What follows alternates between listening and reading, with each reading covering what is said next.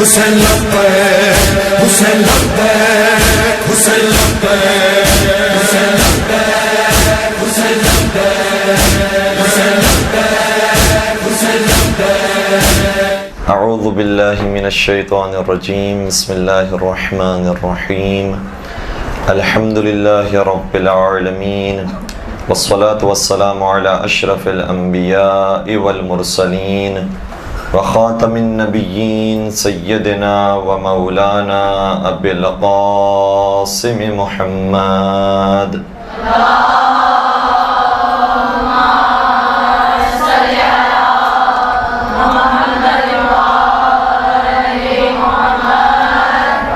وعلى أهل بيته الطيبين الطاهرين المعصومين المظلومين ولعنة الله على أعدائهم أجمعين. أما بعد فقد قال الله تبارك وتعالى في محكم كتابه المجيد وفرقانه الحميد. بسم الله الرحمن الرحيم. الرحمن علم القرآن خلق الإنسان علمہ البیان. درود پڑھ دیجئے محمد و آل محمد.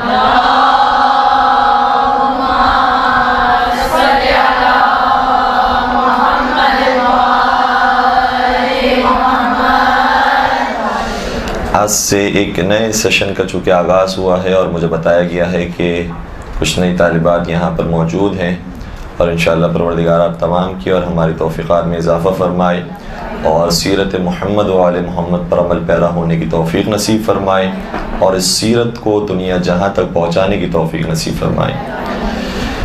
چند ابتدائی باتیں بیان کرنے کے بعد انشاءاللہ ہم اصل موضوع کی طرف آئیں گے. ایک بات تو یہ ہے کہ پروردگار نے بہت ساری نعمتوں کا جہاں ذکر کیا ہے، ایک بات یہ ہے کہ بہت ساری نعمتیں تو ہمیں عطا کی ہیں، اس کا ذکر بھی نہیں کیا. کچھ نعمتوں کا ذکر کیا ہے. جن نعمتوں کا ذکر کیا ہے ان میں سے بھی ایک اہم ترین نعمت جس کا بار بار ذکر آیا ہے وہ ہے کہ انسان کو صلاحیت بیان عطا کی.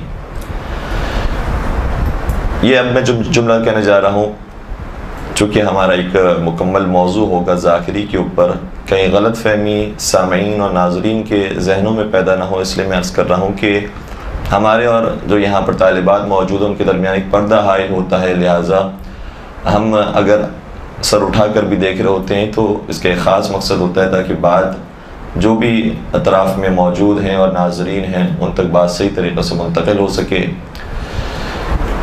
قرآن کریم نے جا بجا قوت بیان کے اوپر زور دیا ہے اور بیان کیا ہے کہ ہم نے تمہیں یہ گویائی عطا کی ہے، یہ صلاحیت نصیب کی ہے، لہٰذا اس صلاحیت کو صحیح طریقے سے استعمال کرو.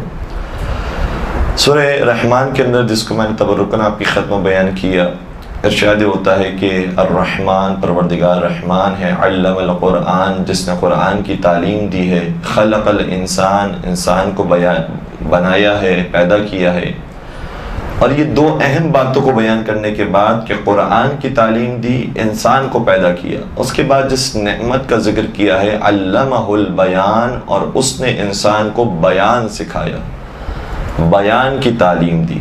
تو یہ اتنی اہم چیز ہے کہ قرآن کے نظر میں اس کو الگ سے جداگانہ ذکر کیا گیا کہ ہم نے تمہیں بیان کی تعلیم دی ہے کہ تم اپنی بات کو کس طریقے سے پیش کرو. اب یہ بھی ایک وسیع موضوع ہے کہ دیکھیں ایک بیان ہوتا ہے جو خدا کے سامنے ہے، ایک بیان وہ ہے کہ جو بندوں کے سامنے ہے. خدا کے سامنے کس طریقے سے انسان کو حاضر ہونا چاہیے، دعا کس طریقے سے مانگنی چاہیے، مناجات کس طریقے سے کرنی چاہیے، اور لوگوں کے سامنے کس طریقے سے کلام کرنا چاہیے، گفتگو کرنی چاہیے. پھر لوگوں کے اندر بھی مختلف کیٹیگریز ہیں. اگر انسان کے خود کے رشتہ دار ہیں ان سے کیسے گفتگو ہوگی، دوست احباب ہیں ان سے کیسے گفتگو ہوگی، دشمن ہیں اس سے کیسے گفتگو ہوگی. پھر جو دوست احباب ہیں، رشتہ دار ہیں، ان کے اندر بھی کیٹیگریز ہیں کہ ماں باپ سے کیسے گفتگو ہوگی، زوجہ یا شوہر سے کیسے گفتگو ہوگی، اور اولاد سے کیسے گفتگو ہوگی، اور اسی طریقے سے دوسرے رشتہ داروں سے۔ پھر جو لوگوں سے گفتگو ہے اس کے اندر یہ بھی دیکھا جائے گا کہ کسی چھوٹے بچے سے گفتگو کی جا رہی ہے، کسی اپنے ہم عمر سے گفتگو کی جا رہی ہے، کسی بڑے بزرگ سے گفتگو کی جا رہی ہے، کسی خاتون سے گفتگو کی جا رہی ہے، کسی مرد سے گفتگو کی جا رہی ہے، کوئی اپنا ہے جس سے گفتگو کی جا رہی ہے، کوئی غیر ہے اس سے گفتگو کی جا رہی ہے، اپنی زبان والے سے گفتگو کی جا رہی ہے، جو ہماری زبان کا نہیں ہے اس سے گفتگو کی جا رہی ہے۔ تو ایک بہت وسیع موضوع ہے، اور پروردگار نے اس ایک آیت کے اندر ہمیں بتایا، سکھایا ہے کہ جو بیان تم اپنی زبان سے جاری کر رہے ہوتے ہو یہ ہم نے تمہیں دیا ہے، یہ ہماری سکھائی ہوئی چیز ہے جس سے تم فائدہ اٹھا رہے ہو، اور تم سمجھ رہے ہو کہ تمہارا کمال ہے، یہ تمہارا کمال نہیں، یہ ہم نے عطا کیا ہے، تم اس کو صحیح طریقے سے بس استعمال کرنے کے مجاز ہو، اور تم اتنا جان سکتے ہو کہ صحیح طریقے سے کس طریقے سے گفتگو کی جاتی ہے، ورنہ حقیقت میں یہ نعمت ہماری دی ہوئی ہے۔ پھر جا بجا قرآن کریم میں آیا ہے کہ بات کرنے کی کتنے مختلف انداز ہوتے ہیں۔ وہ بات تو قرآن کریم نے خیر بہت کم مواقع پر بیان کی ہے کہ جو لوگ بد تہذیبی سے گفتگو کرتے ہیں، بد ادبی سے گفتگو کرتے ہیں، ان کی تو بات بہت کم بیان ہوئی ہے، لیکن اس پر بہت زیادہ فوکس کیا ہے کہ تمہیں اچھے طریقے سے کس طریقے سے گفتگو کرنی چاہیے، تمہارے گفتگو کے اندر کیا لہجہ اور کیسی آواز اور کیسا بیان ہونا چاہیے۔ چند ایک آیتوں کو میں آپ کی خدمت بیان کروں، اور اب تو انٹرنیٹ کا دور ہے، سافٹ ویئرس موجود ہیں، آپ قرآن کریم کے کسی بھی سافٹ ویئر کے اوپر یہ لفظ اگر لکھیں تو بہت ساری آیات نکل آئیں گی۔ یہ لکھیے گا قولا، قولا کا مطلب ہوتا ہے کلام، قول، تو کہیں پر آئے گا قولن لینا، قولن لینا سے مراد یہ ہے کہ نرم گفتگو کرو، کہیں پر آئے گا قولن سدیدا، یعنی مضبوط انداز سے گفتگو کرو، تمہارے گفتگو کے اندر جھول نہ ہو، ایسا نہ محسوس ہو سننے والے کو کہ تم خود شک میں مبتلا ہو، دوسروں کو کیا یقین کے راستے پر لے کر آؤ گے۔ اسی طریقے سے کہیں پر فرمایا قولا کریما، کہ نرمی سے گفتگو کرو، البتہ یہ نرمی اور ہے، اس نرمی سے مراد والدین کے بارے میں چونکہ یہ آیت ہے کہ وَقُلْ لَهُمَا قَوْلًا كَرِيمًا، اور والدین سے بہت نرمی سے یعنی محبت آمیز نرمی سے گفتگو کرو۔ اور وہ جو پہلے آیت تھی قَوْلًا لَيِّنًا، وہ جناب موسیٰ کے بارے میں تھی کہ جب فرعون کے مقابلے پر بھیجا کہ اے جناب ہارون اور اے جناب موسیٰ علیہ السلام آپ جائیں فرعون کے مقابلے پر، تو اس سے قَوْلًا لَيِّنًا، اس سے نرمی سے بات کریں، شاید ہو سکتا ہے کہ وہ آپ کی بات سن کر ہدایت کے راستے پر آ جائے۔ بعید تو کسی سے بھی نہیں ہے، کوئی بھی آ سکتا ہے ہدایت کے راستے پر۔ جناب ہور کی مثال ہمارے سامنے موجود ہے، یزید کا بیٹا معاویہ اس کی مثال موجود ہے، اور اسی طریقے سے منصور کا بیٹا سلیمان بن ابی جعفر یا سلیمان بن منصور دوانقی اس کی مثال موجود ہے، اور کئی اور ساری مثالیں موجود ہیں۔ لہٰذا تم ان سے بھی بات کرو تو نرمی کے ساتھ بات کرو، ایسا نہ ہو کہ یہ ظاہر ہو تمہاری گفتگو سے کہ تم اس کے دشمن بن گئے ہو، تمہیں تعصب ہے اس سے، لہٰذا اس سے بھی نرمی سے بات کرو۔ کہیں پر فرمایا قولا معروفا، نیکی کے ساتھ گفتگو کرو۔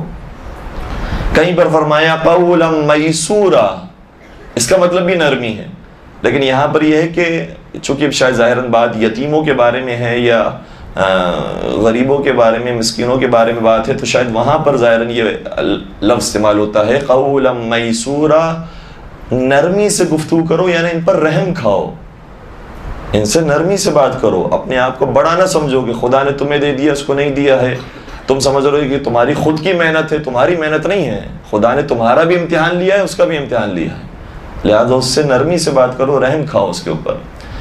کہیں پر فرمایا ہے قولا بلیغا، واضح اور صاف گفتگو کرو، تمہاری گفتگو کے اندر کوئی جھول اس اعتبار سے موجود نہ ہو کہ بات ہی تمہاری سمجھ میں نہ آ رہی ہو کہ کیا کہنا چاہ رہے ہو، تمہارا مقصد کیا ہے۔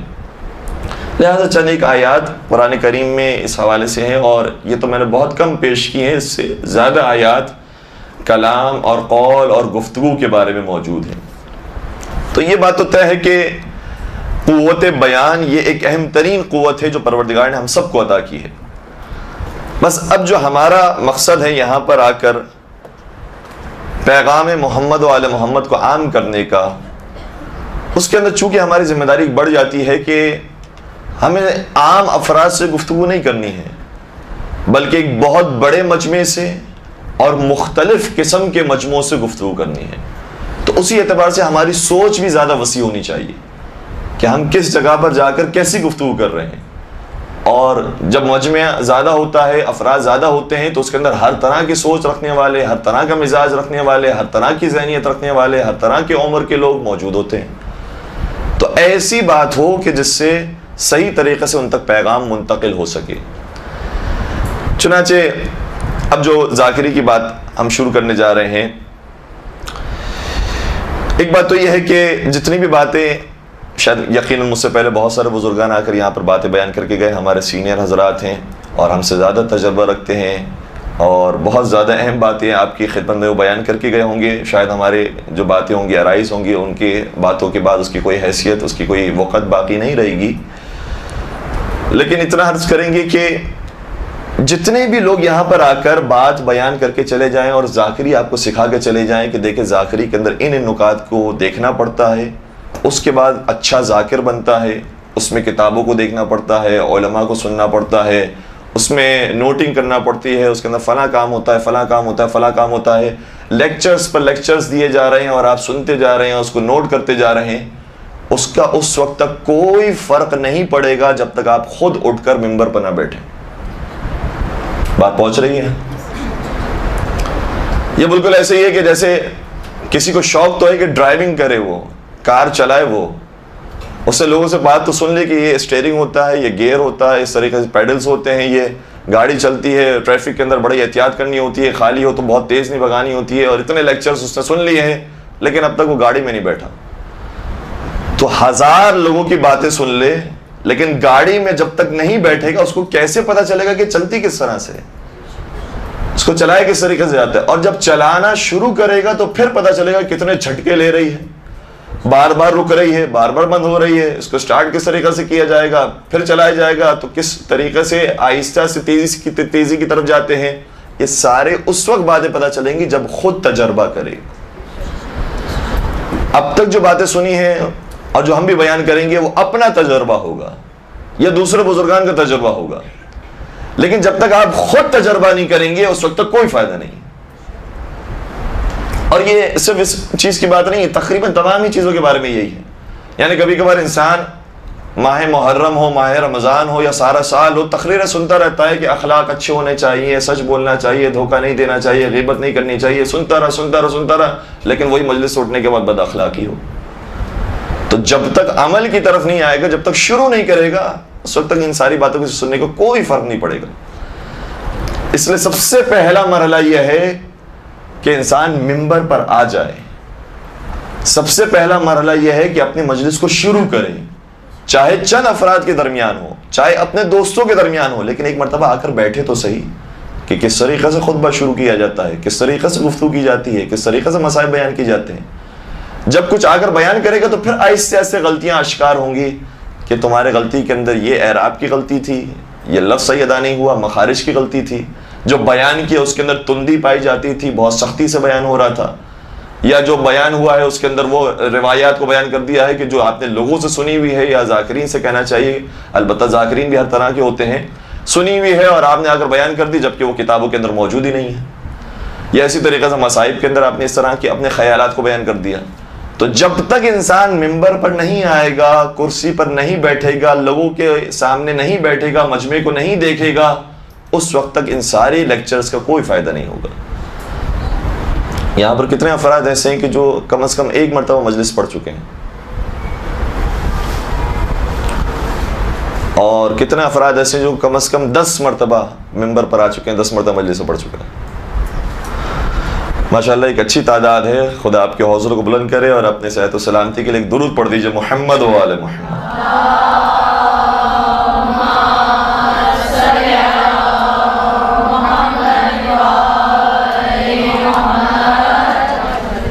آپ کوئی بھی مثال اور لے لیجئے، سوئمنگ کی مثال لے لیجئے کہ سوئمنگ کے اندر ہاتھ ایسے چلایا جاتا ہے، پیر ایسے چلائے جاتے ہیں، اس طرح سے پانی کے اوپر آ جاتا ہے، لیکن جب تک انسان پانی میں اترے گا نہیں، غلطیاں نہیں کرے گا، تو پھر اس وقت تک کیسے وہ آگے بڑھ سکے گا، سوئمنگ کرنا سیکھ سکے گا۔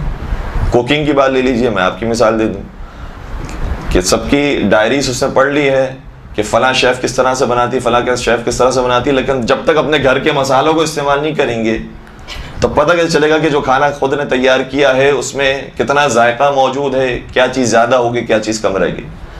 تو ممبر پر بھی آنا ضروری ہے تاکہ پھر یہ سارے مسائل اور ساری باتیں شروع ہوں.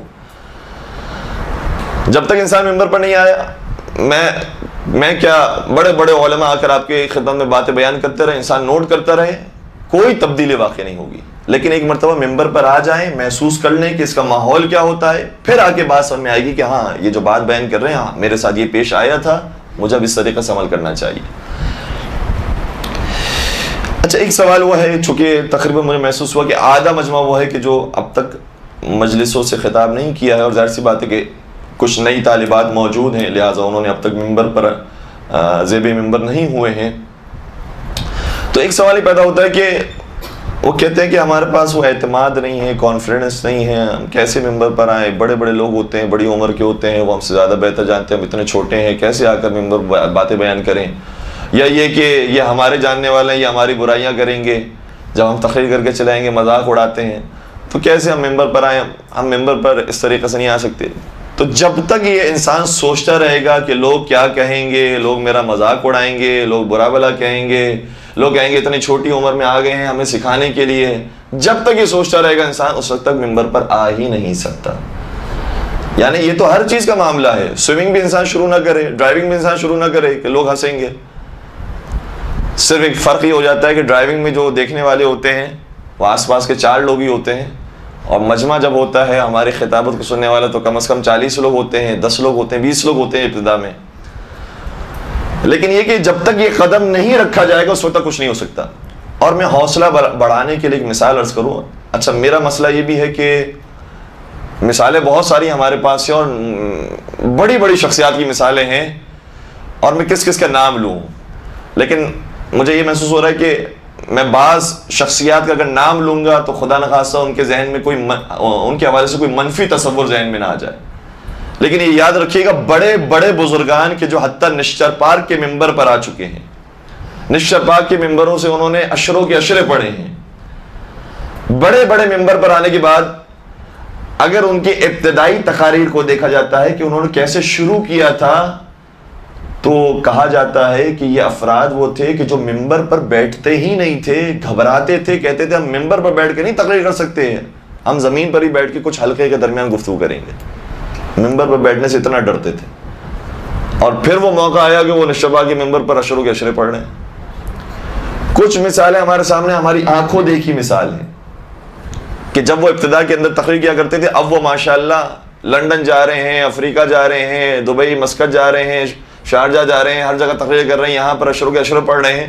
خود ہماری آنکھوں دیکھا یہ واقعہ ہے کہ ہم نے جب انہیں دیکھا ابتدائی مجلس پڑھتے وقت، تو مجلس پڑھ رہے تھے، میٹر بھول گئے، ممبر سے نیچے اتر آئے، اور ممبر سے نیچے اتر آنے کے بعد وہ اتنا دور بھاگے کہ کسی کو انہوں نے منہ نہیں دکھایا. ظاہر سی بات ہے اس طرح کے واقعات پیش آتے رہتے ہیں. تو ایسا نہیں ہے کہ اگر ہم ممبر پر آ گئے اور ہمارے ساتھ ایسا ہو گیا تو ہم پہلے انسان ہوں گے جن کے ساتھ ایسا ہوا ہوگا. ہم سے پہلے ہر ایک کے ساتھ اس طرح کے واقعات ہو چکے ہیں، لہذا گھبرانے کی بالکل ضرورت نہیں ہے. کتنے ہی لوگ ایسے تھے جو ابتدا میں آتے تھے، بڑے خطیب بن گئے ہیں، جب وہ ممبر پر آ کر تقریر کیا کرتے تھے تو اتنی صلواتیں پڑھائیں لیکن بالآخر انہیں میٹر ہی یاد نہیں آیا کہ کہنا کیا تھا آگے. صلواتوں پر صلواتیں ہو جا رہی، اور صلواتوں کے درمیان نیچے اتر رہے. اور کتنے ایسے لوگ ہیں جو ممبر پر آنے سے پہلے وہ بیمار ہو جاتے ہیں، طبیعت خراب ہو جاتی ہے ان کی. تو یہ محسوس نہ کریں کہ ہم پہلے انسان ہوں گے کہ جن کو یہ مسئلہ لاحق ہے اور ہمارا اعتماد بہت کم ہے، خدا نے ہمیں کانفیڈنس نہیں دیا ہے. سب کے ساتھ یہی معاملہ ہے. لہٰذا یہ ہمت کر کے کچھ کروی گھونٹ پینا پڑیں گی، اس کے بعد جا کر انسان اس مرحلے پر پہنچے گا کہ اسے پھر مجالس ملے اور اشروں کے اشرے سے خطاب کرے، اور پھر لوگ سننے والے ہوں، اور پھر وہ بیان کرنے والا ہو، اور صحیح طریقے سے قرآن و اہل بیت کی تعلیمات کو بیان کر سکے. ایک درود پڑھ دیجیے گا محمد و آل محمد پر.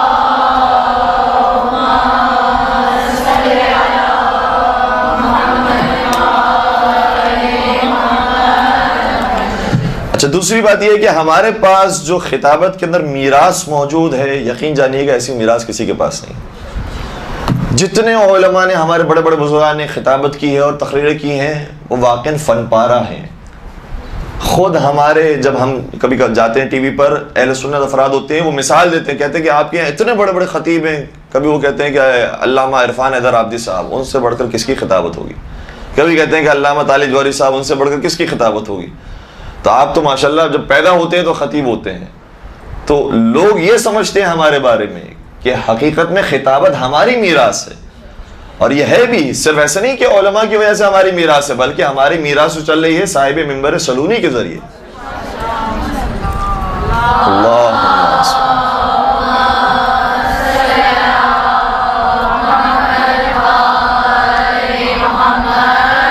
صاحب نہج البلاغہ اور منبر دربار کوفہ اور شام، ان کے خطیبوں کے ذریعے اور ان اماموں کے ذریعے ہم تک میراث میں ملی ہے یہ خطابت، کہ کیسے قافیہ ردیف کو ملایا جاتا ہے، کیسے اپنی گفتگو کو بیان کیا جاتا ہے، کیسے اپنی بات کو پہنچایا جاتا ہے۔ یہ ہمارے ائمہ کے ذریعے ہم تک پہنچی ہے، پھر علماء کے اندر انہوں نے حصہ ڈالا ہے اور وہ اس کے اندر حصے دار ہوئے ہیں، یہاں تک کہ ہم تک پہنچی ہے۔ اور ہم جو کام کر سکتے ہیں، ظاہراً محسوس ہوتا ہے کہ شاید دوسری قومیں بالکل نہیں کر سکتی، کیونکہ وہ مواقع ہمیں جو نصیب ہوئے ہیں وہ دوسروں کو موقع ہی نصیب نہیں ہوئے۔ یہ جو منبر ہے، عزاداری ہے، 2 مہینے 8 دن تک جو مجالس ہیں، یہ کس کو نصیب ہوئی ہیں؟ عیسائی دعویٰ کرتے ہیں کہ دنیا میں سب سے زیادہ ہیں، لیکن اس کے باوجود بھی انہیں تبلیغ کا وہ ذریعہ نہیں ملا ہے کہ جو حسینیوں کو ملا ہے، یہودیوں کو نہیں ملا ہے۔ آپ دوسرے مذاہب کو دیکھ لیجئے، دوسرے فرقوں کو دیکھ لیجئے، تمنا کرتے ہیں کہ کاش ہمارے یہاں بھی کوئی ایسا سلسلہ ہوتا کہ مسلسل مجلسیں ہوتی، مسلسل ہم پیغام کو عام کر سکتے، لیکن الحمدللہ ہمیں نصیب ہوا ہے۔ نہ جانے یہ اہل بیت کا دیا ہوا صدقہ ہے، ان کی دی ہوئی عطا ہے، خطابت ہے، یا یہ کہ شہزادی زہرا سلام اللہ علیہا کی دعا ہے۔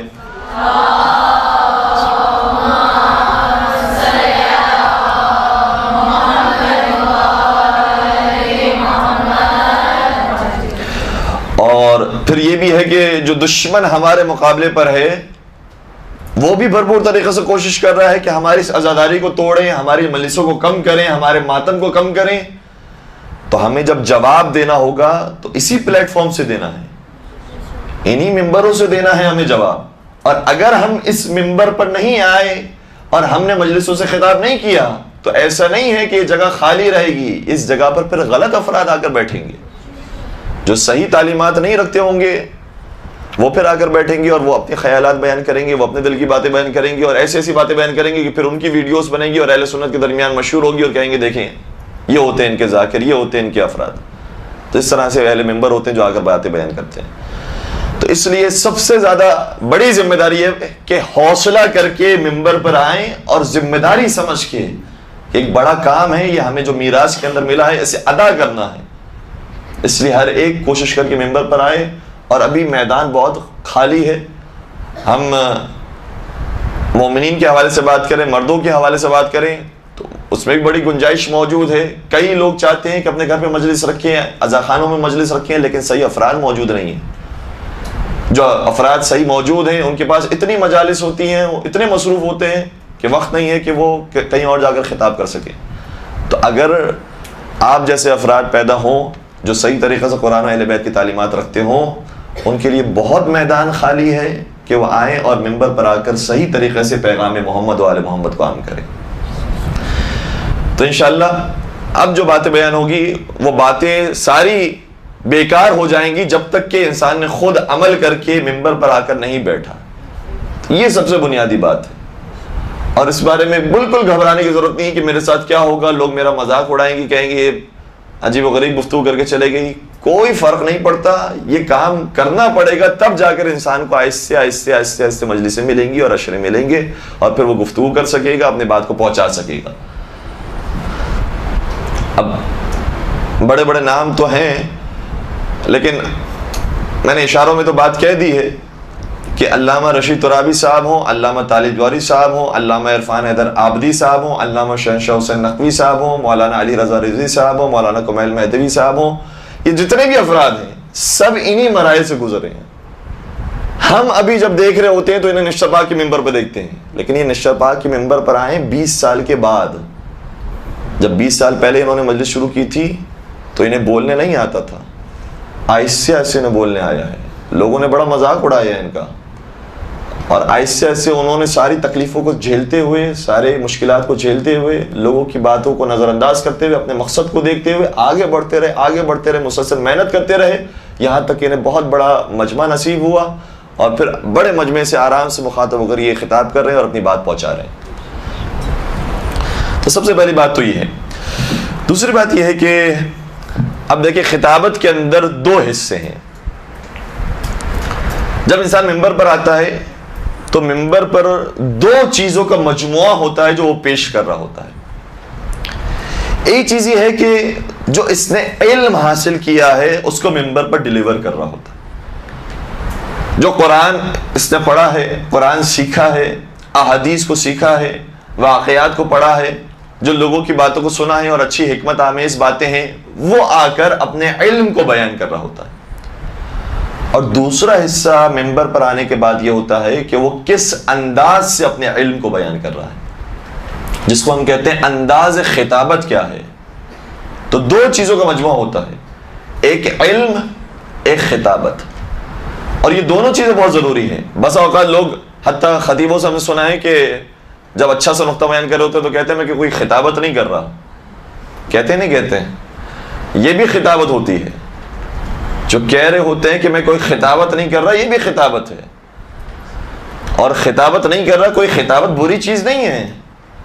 مولا سید سجاد نے جب خطبات بیان کیے ہیں، جب شہزادی زینب کبریٰ نے خطبات بیان کیے ہیں، تو ابن زیاد پکار کے اٹھا کہ ان سے بڑھ کر کوئی خطابت میں آگے ہو ہی نہیں سکتا۔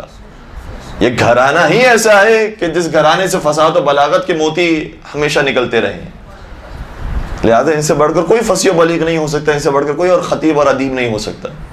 تو خطابت کوئی بری چیز نہیں ہے، اچھے انداز سے اپنے مقصد کو اور اپنے معاف ضمیر کو بیان کرنا، یہی خطابت ہے۔ تو 2 چیزوں کا مجموعہ ہو گئی مجلس، ایک علم، ایک خطابت، ایک علم، ایک انداز بیان۔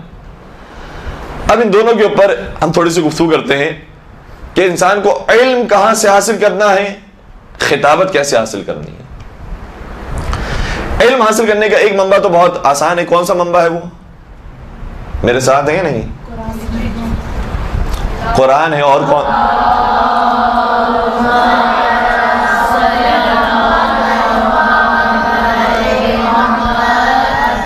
صحیح، قرآن ہے، اور کون سا منبع ہے؟ نہج البلاغہ ہے، اور کون سا منبع ہے؟ اور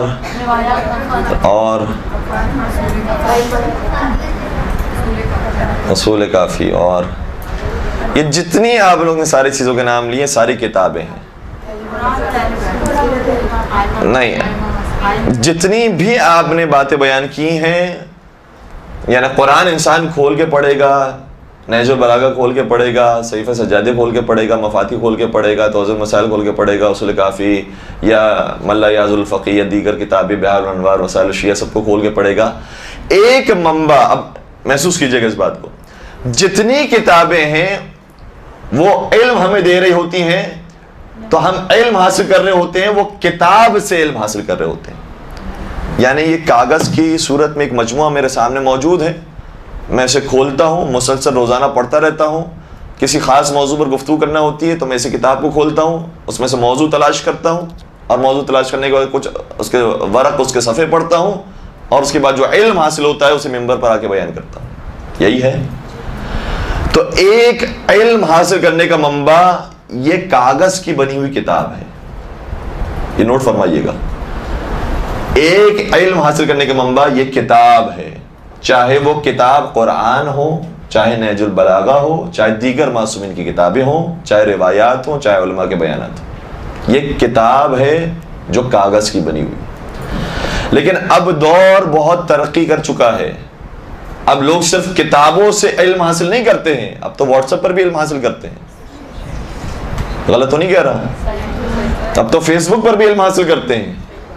اور اگر میں اس بات کو اور زیادہ آگے بڑھاؤں اور اس بات کو ایک مجموعے کا نام دوں تو لوگ انٹرنیٹ کے ذریعے علم حاصل کر رہے ہیں۔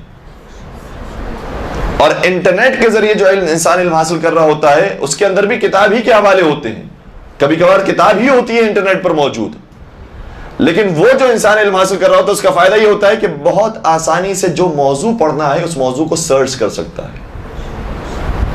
مجھے پڑھنا ہے مثال کے طور پر حضرت امام موسیٰ کاظم علیہ السلام کے بارے میں،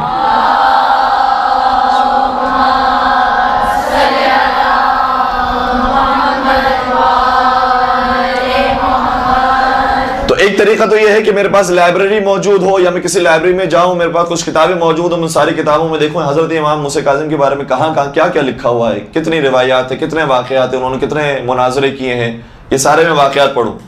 یہ کام تھوڑا مشکل ہے، اس کو تلاش کرنا تھوڑا مشکل ہے، لیکن یہی کام یعنی ہر ایک کے اپنے اپنے فائدے ہوتے ہیں۔ جب انسان کتاب کو پڑھ رہا ہوتا ہے تو کتاب کے اندر جب پڑھنے کے لیے شروع کرتا ہے تو ویسے تو اسے حضرت امام موسیٰ کاظم کے بارے میں پڑھنا ہے، لیکن وہ جب ورق پلٹے گا تو اس کو کبھی امام زین العابدین کی سیرت بھی نظر آئے گی، اس میں کبھی امام حسن عسکری کی سیرت بھی نظر آئے گی، اس میں 2-4 اور اچھی باتیں بھی نظر آ جائیں گی۔ تو وہ پڑھنے گیا تھا ایک مقصد کے لیے، لیکن اس کے بہت سارے دوسری چیزوں کا بھی علم حاصل ہو گیا۔ اور کتاب پڑھنے کا پھر یہ فائدہ بھی ہے کہ ظاہر سی بات ہے کہ انٹرنیٹ پر جب انسان دیکھتا ہے تو یا موبائل کے ذریعے دیکھتا ہے یا کمپیوٹر کے ذریعے دیکھتا ہے، آنکھوں پہ وہ زور پڑتا ہے اور آنکھوں میں وہ تکلیف ہوتی ہے کہ جو کتاب کو دیکھنے سے نہیں ہوتی۔ تو کتاب کے بہت سارے دیگر فائدے بھی ہیں، اسی طریقے سے انٹرنیٹ کے، موبائل کے، کمپیوٹر کے دوسرے فائدے بھی ہیں۔ تو ہم ایک مجموعے کو نام دیں گے جس سے علم حاصل ہوتا ہے، وہ ہے کتابی شکل میں، اور دوسرا منبع ہے انٹرنیٹ کے ذریعے، اور پھر انٹرنیٹ کو بھی آپ 2 حصوں میں تقسیم کر سکتی ہیں، یا موبائل کے ذریعے یا کمپیوٹر کے ذریعے۔ اور یاد رکھیے گا یہ جتنی بھی ترقی یافتہ ایجادات ہوتی ہیں ان سب سے فائدہ اٹھایا کریں۔ جو مغربی دنیا آگے بڑھ رہی ہے، ایک تو یہ کہ وہ خود ایجاد کرتے ہیں، سب سے پہلے خود فائدہ اٹھاتے ہیں، لیکن اگر ہم نے بھی فائدہ نہیں اٹھایا تو بہت پیچھے رہ جائیں گے۔ آج شاید جو بڑے بزرگان ہیں چونکہ وہ انٹرنیٹ استعمال نہیں کرتے، کمپیوٹر استعمال نہیں کرتے، اگر ہم اس کے کہیں کہ ایک حدیث آپ ذرا ڈھونڈ کے بتائیے کیا واقعہ نہیں امام نے فرمایا یا نہیں فرمایا، جیسے مثال کے طور پر کہ النظافۃ نصف الایمان، صفائی نصف ایمان ہے، مجھے ڈھونڈ کر بتائیے کس امام نے فرمایا ہے۔ تو وہ ساری کتابیں دیکھیں گے، جو حدیثوں کی کتاب ہوگی، اور شاید اس کے اندر اگر باب موجود ہوگا کہ صفائی کے بارے میں یہ موضوع موجود ہے، یہاں پر حدیث ساری صفائی کے بارے میں، تو ساری کتابوں کو کھول کے دیکھیں گے، اور اس کے بعد بھی اگر انہیں حدیث نہیں ملی تو وہ یہ نہیں کہہ سکتے کہ یہ حدیث موجود نہیں ہے، وہ یہ کہیں گے میرے مطالعے میں نہیں آ سکی، اتنا ہی کہہ سکتے ہیں، میرے مطالعے میں نہیں آ سکی، ہو سکتا ہے یہ موجود ہوگی، میرے پاس کتابیں نہیں ہیں۔ لیکن جب انسان انٹرنیٹ کی دنیا میں جاتا ہے تو اس کے پاس لاکھوں کی تعداد میں کتابیں ہوتی ہیں، اور اس کو وہ زحمت بھی نہیں کرنی کہ جو دنوں کی زحمت ہوتی ہے، اسے صرف وہ حدیث لکھنی ہے، اور وہ خود بتائے گا اس حدیث کے بارے میں کتنے مقالے لکھے جا چکے ہیں، کتنی کتابیں لکھی جا چکی ہیں کہ یہ حدیث صحیح حدیث ہے، غلط حدیث ہے، یہ جھوٹی حدیث ہے، کس امام کی حدیث ہے، کس رسول نے فرمائی ہے، یہ پوری تفصیل آپ کو ایک ہی لمحے کے اندر انٹرنیٹ پیش کر دے گا۔ تو اس لیے ایک اہم ترین منبع آج کے دور کے اندر علم حاصل کرنے کا انٹرنیٹ، اور وہ کمپیوٹر کے ذریعے بھی ہے، وہ موبائل کے ذریعے۔ تیسرا منبع کون سا ہے؟ تیسرا منبع کون سا ہو سکتا ہے؟ بہت اچھی بات بیان کی۔ تیسرا منبع علم حاصل کرنے کا جو علماء اور ذاکرین اور خطبہ پڑھ کے جا چکے ہیں انہی کو سنا جائے، اور کچھ ایسے نکات اور کچھ ایسی باتیں کہ جو ہمارے معاشرے کے اندر یا ہم جس علاقے میں رہتے ہیں وہاں پر لوگوں نے نہیں سنی ہوئی ہیں اس کو بیان کیا جائے، یہ بھی ایک طریقہ ہو سکتا ہے۔ اس پر ہم مکمل مفصل گفتگو کریں گے۔ تو یہ تیسرا طریقہ یہ بھی ہو گیا کہ جو گزشتہ علماء نے بات بیان کی ہے ہم انہی کی مجالس کو سنیں اور انہوں نے جو اچھی باتیں بیان کی ہیں اس کو بیان کریں۔ چوتھا منبع کیا ہو سکتا ہے؟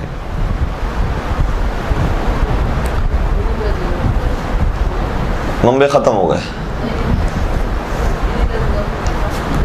آواز پہنچ نہیں پا رہی ہے۔ مدرسہ درسگاہ یہ بھی ایک منبع ہے، جیسے کسی استاد نے کوئی بات بیان کی ہے، البتہ یہ کہ حوضے کے اندر جب انسان جاتا ہے تو اس کے اندر بہت ساری باتیں ایسی ہوتی ہیں کہ جو انسان کی بیس کو مضبوط کر رہی ہوتی ہے، بنیاد کو مضبوط کر رہی ہوتی ہیں، لیکن تقریر کے اندر وہ نکات نہیں دے رہی ہوتی، وہ ہمیں خود ہی پڑھنا پڑتا ہے، مطالعہ کرنا پڑتا ہے، اس کے بعد وہ نکات حاصل ہوتے ہیں، یہ کسی بزرگ علماء کی تقاریر کو سننا پڑتا ہے۔ یہ بھی چوتھے منبع کے اندر ضرور نوٹ فرمائیے گا۔ کہ مدرسوں کے اندر جو اساتذہ باتیں بیان کرتے ہیں اس کو اگر انسان لکھتا ہے تو وہ ایک علمی منبع بن جاتا ہے اور اس کو انسان بیان کر سکتا ہے۔ پانچویں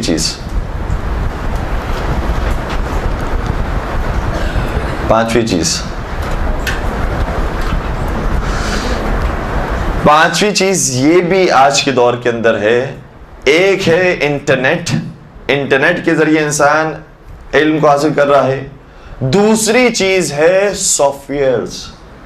یہ دو الگ الگ چیزیں ہیں۔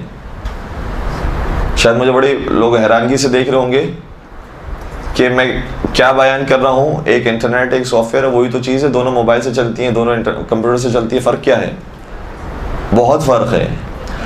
سافٹ ویئرز ایسے ہیں کہ جس کے اندر انہوں نے باقاعدہ کتابیں رکھی ہیں، باقاعدہ انہوں نے جتنی بھی شیعہ مشہور کتابیں ہیں ساری کتابیں اس سافٹ ویئر کے اندر ڈال دی ہیں، اور یہ کام ایران کے اندر بہت اچھے انداز سے ہو رہا ہے۔ انشاءاللہ اس کام کو خدا اور ترقی دے، اور یہ کام انشاءاللہ فارسی زبان کے علاوہ، عربی زبان کے علاوہ انشاءاللہ اردو زبان میں بھی ہو، انگریزی زبان میں ہو، باقی زبانوں کے اندر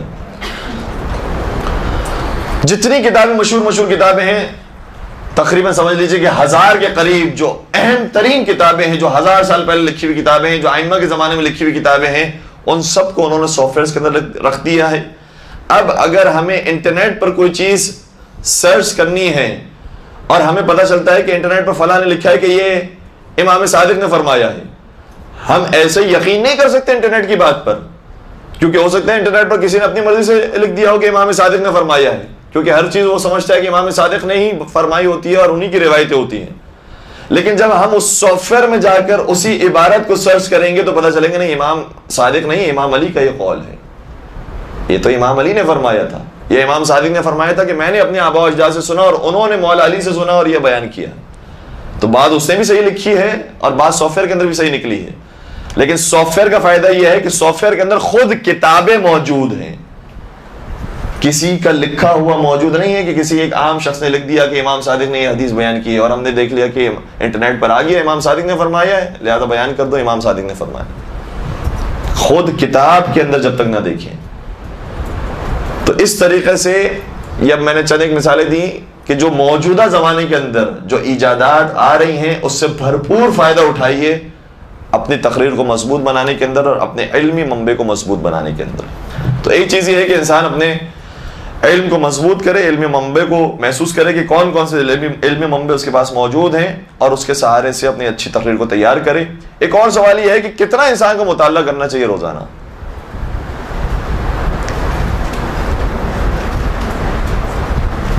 دل تو چاہ رہا ہے کہ کم بتائیں لیکن بتانے کی جرت بھی نہیں ہو رہی۔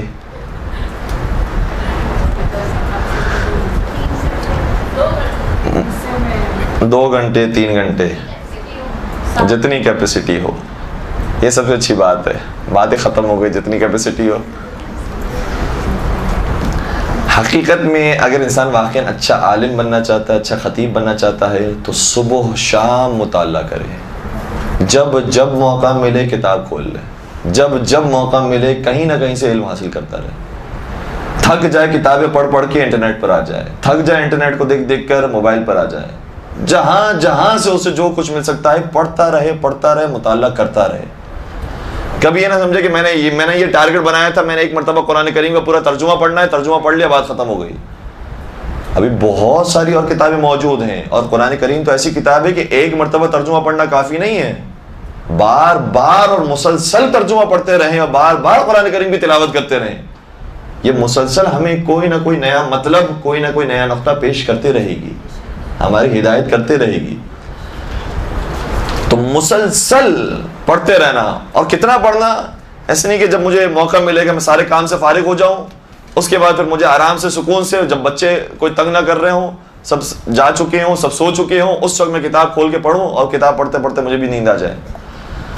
ایسا نہیں ہونا چاہیے۔ اس کا مطلب یہ ہے کہ لوگ ٹی وی دیکھ رہے ہوں، لوگ بہترین ڈرامہ دیکھ رہے ہوں، لوگ کرکٹ دیکھ رہے ہوں، اور ہم کتاب پڑھنے کے اتنے شوقین ہوں، علم حاصل کرنے کے اتنے شوقین ہوں کہ ہم اس وقت بھی کتاب پڑھ رہے ہوں۔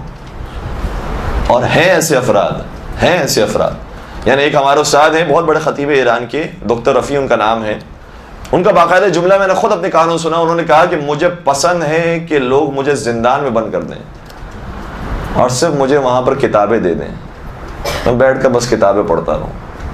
اتنا شوق ہو، دیوانہ ہو جائے انسان کتابوں کا، عاشق ہو جائے انسان علم کا، پڑھتا رہے مسلسل علم حاصل کرتا رہے، تب جا کر اس کی بات میں کوئی وزن پیدا ہوگا کہ جو بات کہنے والا واقعاً عالمانہ بات ہے، کوئی بچکانہ بات سطحی باتیں بیان کرنے والا نہیں ہے، واقعاً عالم ہے جو بات بیان کر رہا ہے. اور خود بہار الانوار کو اگر انسان پڑھنے بیٹھے تو کتنی جلدیں اس کی 110 جلدیں ہیں. اور یہ مجھے نہیں معلوم آپ کو کتاب نظر آ رہی ہے نہیں آ رہی، سمجھ لیجئے کہ اتنی ہی سائز کی، ایسے تھوڑی اور بڑی سائز کی ایک جلد ہے. 110 جلدوں کا ہمارے پاس صرف بہار الانوار کے اندر میٹر موجود ہے. البتہ اس کا اکثر حصہ تو عربی کے اندر ہی ہے، یعنی پوری وہ کتاب ویسے عربی میں ہے، کچھ حصہ اس کا فارسی میں ترجمہ ہو چکا ہے، کچھ حصہ اس کا اردو میں بھی ترجمہ ہو چکا ہے. جتنا سیرت معصومین علیہ السلام کے حوالے سے حصہ ہے اس کا تقریباً اردو زبان میں ترجمہ ہو چکا ہے. تو انسان بھرپور طریقے سے کتابیں پڑھتا ہے، بہت اس کے پاس کتابیں موجود ہیں، پڑھنے کے لیے بہت چیزیں اس کے پاس. ایک ہمارے عالم دین تھے، ظاہر شیخ بھائی تھے، انہوں نے سفر اختیار کیا. جب سفر سے واپس لوٹے ہیں تو طالب علموں نے شکایت کیا کہ آپ سفر پر چلے گئے تھے، ہمارا درس معطل ہو گیا، آپ کو نہیں جانا چاہیے تھا. انہوں نے کہا کہ جس سفر میں گیا تھا اس سفر میں بھی میں فارغ نہیں بیٹھا ہوں، میں نے کتاب لکھی ہے. توجہ ہے، کتاب پڑھی نہیں ہے، کتاب لکھی ہے.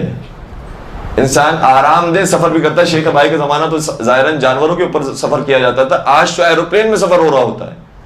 سکون دہ ماحول ہے، وہاں پر انسان سو بھی سکتا ہے، وہاں پر انسان ٹی وی بھی دیکھ سکتا ہے، دوسروں سے گپ شپ بھی مار سکتا ہے، وہاں کتاب بھی پڑھ سکتا ہے. اور کتاب پڑھنا اور ہے، لکھنا اور ہے. علماء نے ایسی زحمت کی ہے تب جا کر وہ بڑے عالم بنے ہیں. مسلسل انسان جہاں سے اسے علم حاصل ہو لینے کی کوشش کرے. مولا کائنات امیر المؤمنین حضرت علی بن ابی طالب صلی اللہ علیہ وسلم نے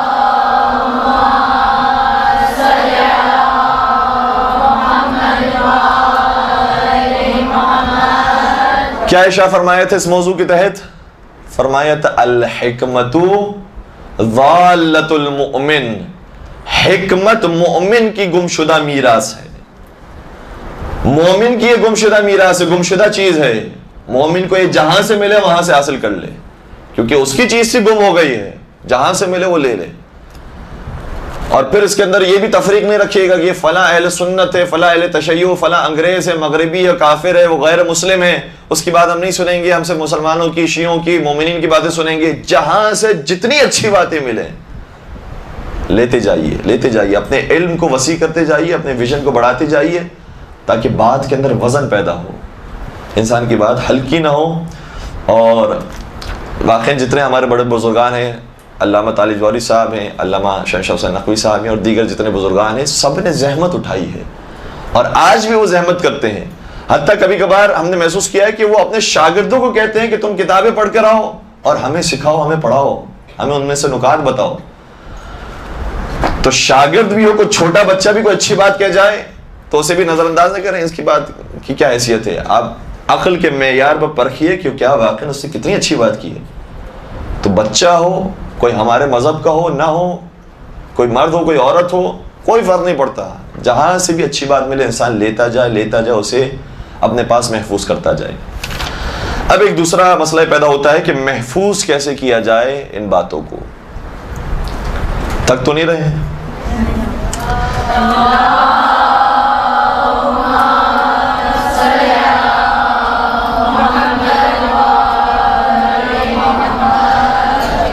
ان باتوں کو محفوظ کیسے کیا جائے، کیسے نوٹ کیا جائے، بتائیے مجھے. لکھ کر. اب دیکھیں میں نے پہلے جو سوال کیا تھا پہلی دفعہ، پہلا والا، اس کے اندر بھی میں نے کہا تھا یہ تو ایک منبع ہو گیا، ایک حصہ ہو گیا.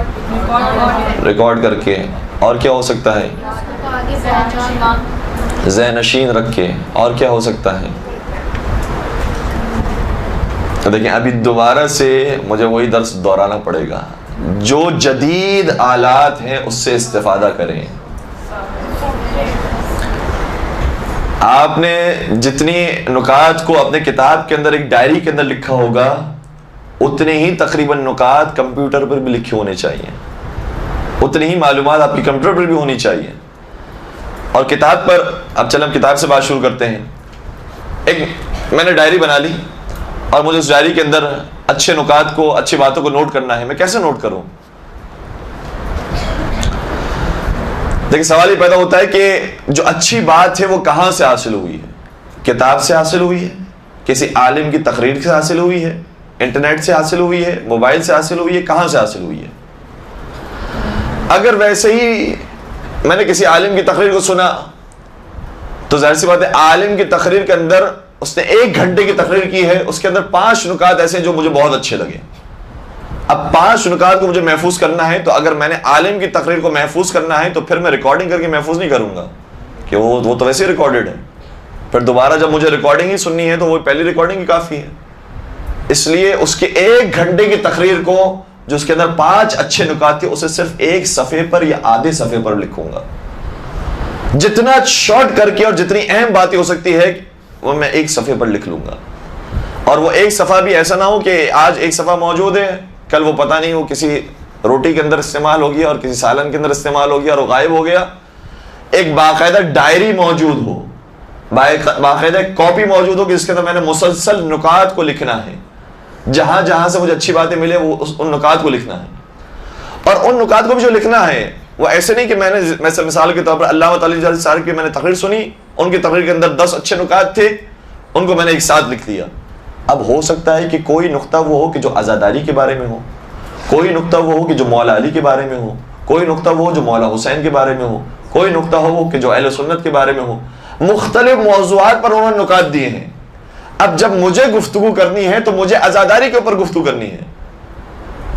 اب میں دیکھوں گا نہیں کہ طالب وارث صاحب نے عزاداری کے اوپر کیا کہا اور علامہ قلب صادق صاحب نے کیا کہا اور علامہ صادق حسن صاحب نے کیا کہا اور علامہ شہنشاہ حسین نقوی صاحب نے کیا کہا، بلکہ میرے پاس جو ڈائری موجود ہو اس میں موضوع بندی ہو، فہرست موجود ہو، اور فہرست ایسی بنائی ہو کہ میرے پاس موضوع ہے، امام علی، امام حسن، امام حسین، امام زین العابدین، تمام ائمہ کے نام، اس کے بعد جو اور ہماری اخلاقی اقدار ہیں، مثال کے طور پر نماز، روزہ، حج، زکوٰۃ، پھر اس کے بعد اور دیگر جو مسائل ہیں، عزاداری ہے، محرم ہے، ماتم ہے، پھر اہل سنت کے ساتھ جو مسائل پیش آتے ہیں وہ ہیں، اور کچھ اخلاقی باتیں ہیں جیسے کبھی خواتین کی تربیت کے لیے، کبھی اولاد کی تربیت کے لیے درس دینا ہے۔ یہ سارے موضوعات میرے پاس موجود ہوں۔ البتہ کبھی ایسا بھی ہو جاتا ہے کہ انسان یہ غلطی نہ کر لے کہ ڈائری خریدنے کے بعد پہلے سارے موضوعات لکھ لے، اس کے بعد نکات کو تلاش کرنے بیٹھے تو پتہ چلا جن موضوعات کو اس نے لکھا تھا اس میں سے تو کوئی ایک بھی نقطہ نہیں ملا، نئے نئے نکات نئے نئے موضوعات پر مل رہے ہیں۔ اب میں موضوعات کا تو اضافہ کر رہا ہوں لیکن جو پرانے موضوعات ہیں اس میں کوئی نقطہ نہیں مل رہا۔ موضوع کو بعد میں بنائیں، پہلے نقطہ حاصل ہو جائے، کوئی مطلب حاصل ہو جائے، کوئی بات حاصل ہو جائے، اب اس کے بعد ایک ہیڈنگ لگائیے جیسے نماز، اور اس کا یہ نقطہ ہے، پہلے صفحے پہ جو فہرست بنی ہوئی اس میں لکھیں نماز، صفحہ نمبر اس پر نماز کے بارے میں نے نوٹنگ کی ہے۔ اس طریقے سے آہستہ آہستہ ایک ڈائری تیار ہو جائے گی اور اچھے نکات اس کے اندر جمع ہو جائیں گے مختصر طریقے سے۔ اور پھر جب کسی بھی موضوع پر گفتگو کرنی ہوگی تو آپ کو صرف ایک ڈائری کا صفحہ دیکھنا ہے، اس کے اندر سارے اچھے نکات آپ کے سامنے ہوں گے اور آسانی سے پھر موضوع پر گفتگو ہو سکے گی۔ یہ ایک طریقہ ہے۔ دوسرا طریقہ کیا ہے؟ دوسرا طریقہ میں نے کیا بیان کیا کہ کمپیوٹر کے اوپر بھی نوٹنگ کی جائے۔ البتہ کمپیوٹر کا معاملہ یہ ہے کہ اردو زبان میں اتنا میٹر موجود نہیں ہے، اسی طریقے سے انگریزی زبان کے اندر بھی اسلامک میٹر اتنا موجود نہیں ہے، فارسی زبان میں، عربی زبان میں زیادہ موجود ہے، لیکن بہرحال کمپیوٹر کا بھی یہ سلسلہ آپ شروع کیجئے تاکہ آہستہ آہستہ بات آگے بڑھے۔ ابھی شاید لوگ یہ محسوس کریں گے کہ اتنی بڑی ڈائری لینے کی اور 100 صفحوں کی یا 200 صفحوں کی ڈائری لینے کی ضرورت کیا ہے، لیکن جب انسان کام کرنا شروع کرے گا تو اسے یہ بھی چھوٹی پڑے گی، پھر ایک نئی ڈائری لینی پڑے گی، پھر اور نکات اس کو لکھنے پڑیں گے۔ تو اسی طریقے سے کمپیوٹر کے اوپر بھی ویسے بہت سارے طریقے ہیں اس کے اندر نوٹنگ کرنے کے۔ میں چند ایک سافٹ ویئرس کے نام آپ کی خدمت بیان کر رہا ہوں، ان سافٹ ویئرس کے اوپر آپ نوٹنگ کر سکتے ہیں۔ جیسے ان پیج کا ایک سافٹ ویئر ہے، ان پیج۔ دوسرا سافٹ ویئر مائکروسافٹ ورڈ کا ہے، یہ اردو زبان میں کام کر رہے ہیں سافٹ ویئرس۔ ایک اور سافٹ ویئر ہے جسے ہم خود بھی یوز کر رہے ہیں اور ہمارے اساتذہ بھی یوز کرتے ہیں، اس کا نام ہے Microsoft OneNote. OneNote اس کی خاص بات کیا ہے؟ اس کی خاص بات یہ ہے کہ وہ ایک سائٹ پر ہمیں کیٹیگری دیتا ہے، ٹاپکس دیتا ہے کہ آپ اپنی مرضی سے ٹاپک کے نام لکھتے جائیں، اس میں اضافہ کرتے جائیں، اور دوسری سائٹ پر اس ٹاپک کے ریلیٹڈ جو آپ نے میٹر کاپی پیسٹ کیا ہے، جو لکھا ہے، وہ دکھاتا ہے. تو آپ نے کلک کیا کسی بھی ٹاپک کے اوپر، ساتھ ہی وہ آپ کو جو آپ نے میٹر سیو کیا ہوگا وہ دکھا دے گا. اور اسے استعمال کیجئے، جتنے جدید آلات ہیں استعمال کیجئے. شاید شروع میں تھوڑی سی مشکل ہوگی لیکن بعد میں اتنا فائدہ دیں گی کہ بار بار آپ کو کام کرنا ہوگا تو آپ کتابوں کو نہیں دیکھیں گے، پھر اسی سافٹ ویئرس کو دیکھیں گے کہ کتنی آسانی سے یہ ساری چیزیں ہمارے سامنے لے کر آ جاتی ہیں.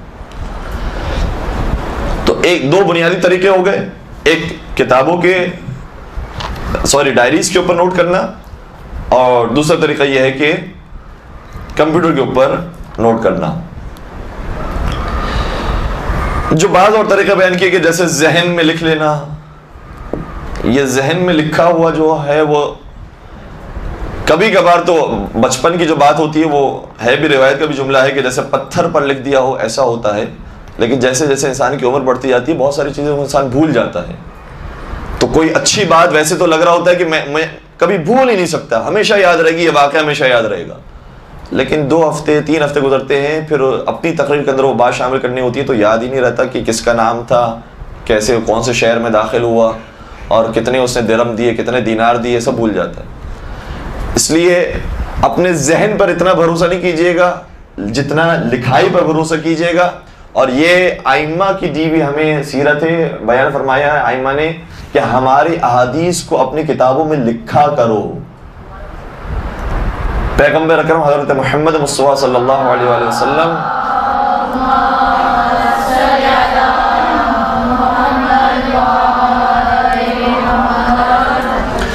جب بیان کیا کرتے تھے درس کو، تو ایک تو طریقہ یہ ہے جو آپ نے یقیناً سنا ہوگا کہ امام حسن علیہ السلام آیت کو سنا کرتے تھے اور اپنی مادر گرامی کی خدمت میں جا کر وہ آیت پہلے سنا دیا کرتے تھے اور بعد میں مولا کائنات گھر میں آیا کرتے تھے. یقیناً سنی ہوگی روایت.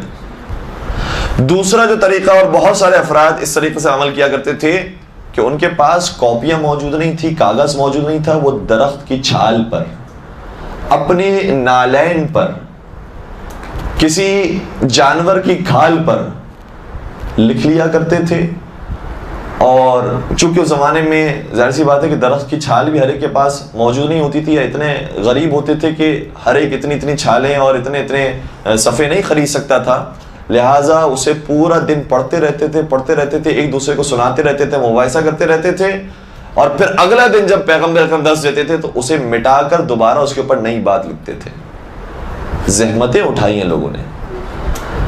تو آج تو ہمارے پاس بہت آسانی سے موجود ہے، تو کتابوں کو جتنا پڑھ سکتے ہیں، جتنی ڈائریز آپ اچھے طریقے سے اچھے نکات کی بیان لکھ سکتے ہیں وہ لکھیے. اسی طریقے سے انٹرنیٹ اور کمپیوٹر کو یوز کریں، اس کے اندر جو سافٹ ویئرس ہم نے آپ کو بتائے ہیں انشاءاللہ وہ اور بہت سارے اور سافٹ ویئرس ہوں گے. یقیناً ہم سے یہاں پر ماہر افراد اور زیادہ کمپیوٹر کو سمجھنے والے افراد موجود ہیں، وہ ہم سے زیادہ بہتر مشورہ دیں گے انشاءاللہ. ان کے مشورے سے بھی آپ مستفیض ہوں.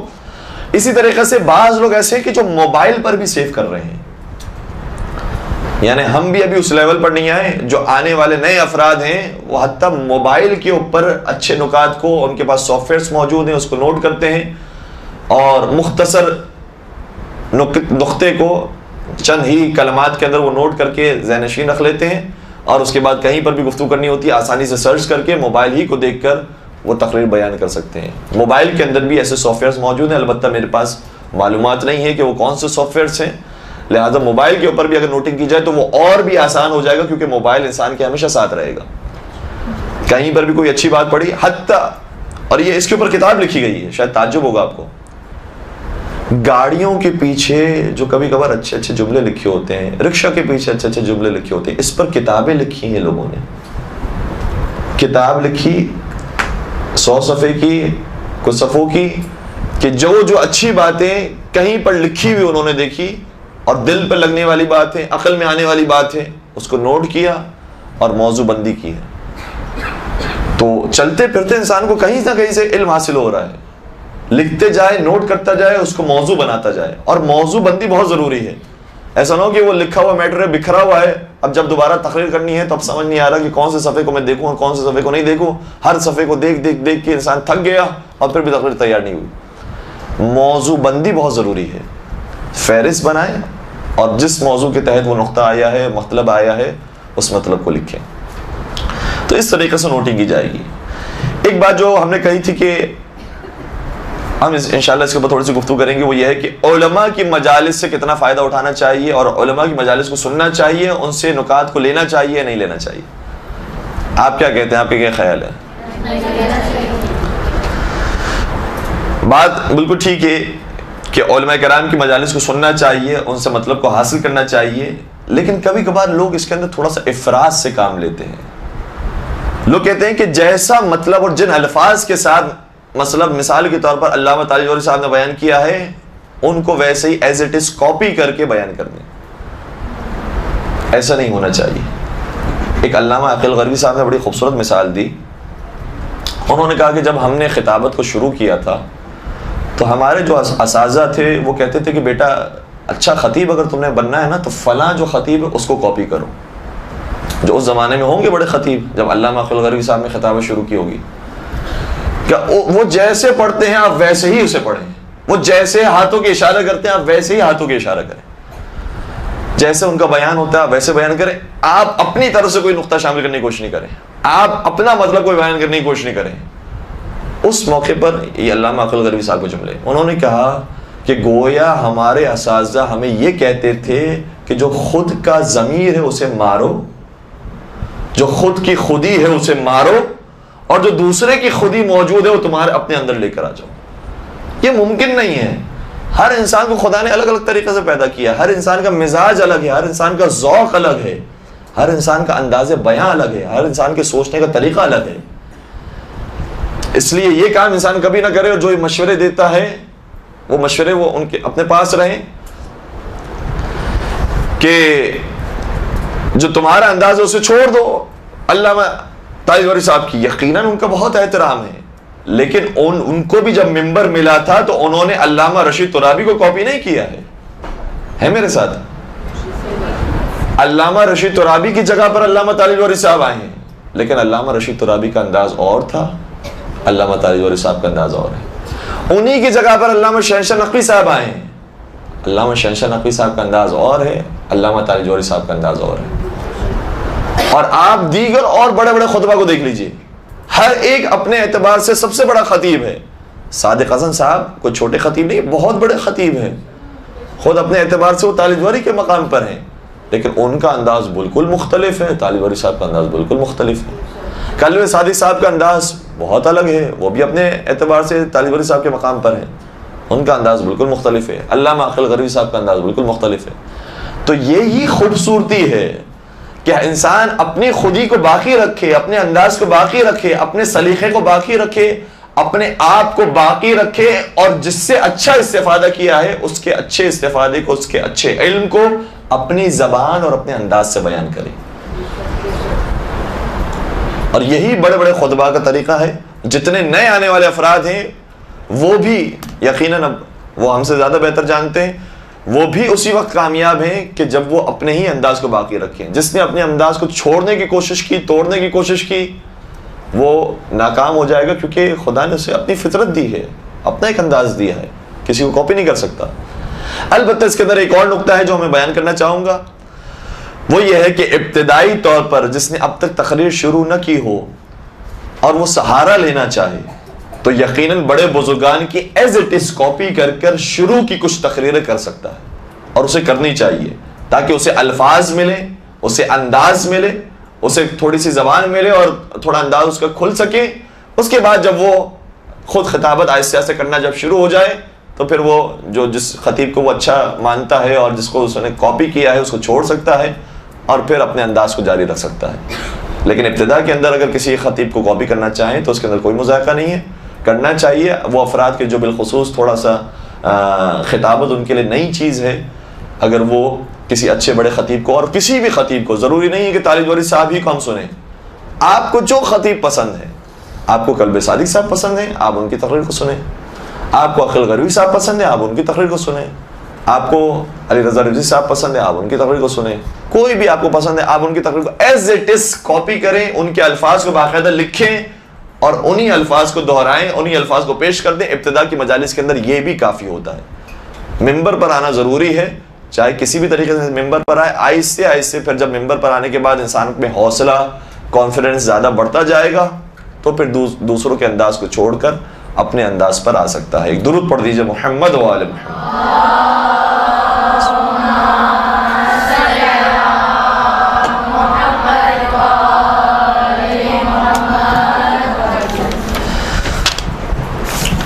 یہاں تک بات لانے کے بعد ایک اور نیا مسئلہ وہ یہ ہے کہ ہم نے بیان کر دیا کہ علم کو انسان اس طریقے سے اپنے پاس محفوظ رکھے، کتاب ہے، کمپیوٹر ہے، موبائل ہے۔ جب تقریر بیان کرنے کا وقت آئے تو اب اس علم سے کیسے استفادہ کریں؟ اب نیا سوال یہ ہے کہ جو علم ہم نے محفوظ رکھا تھا اس علم سے ہم اپنی تقریر میں کیسے استفادہ کریں؟ دیکھیں، یہ نہ سمجھے کہ جو ہم نے کتاب یا ڈائری کے اندر کاپی کر لی ہے چیز اور نکات لکھ لیے ہیں وہی کاپی ہمارے لیے کافی ہے، اسی کاپی سے ہم پڑھ کر تقریر کر دیں گے۔ نہیں، کبھی کبھار ایسا ہوتا ہے اور بہت دفعہ ایسا ہوتا ہے کہ جب انسان کو نماز کے موضوع پر، عزاداری کے موضوع پر یا کسی بھی موضوع پر گفتگو کرنی ہے، اس کے پاس جو نوٹڈ پوائنٹس ہیں وہ 2 ہیں، وہ 3 ہیں۔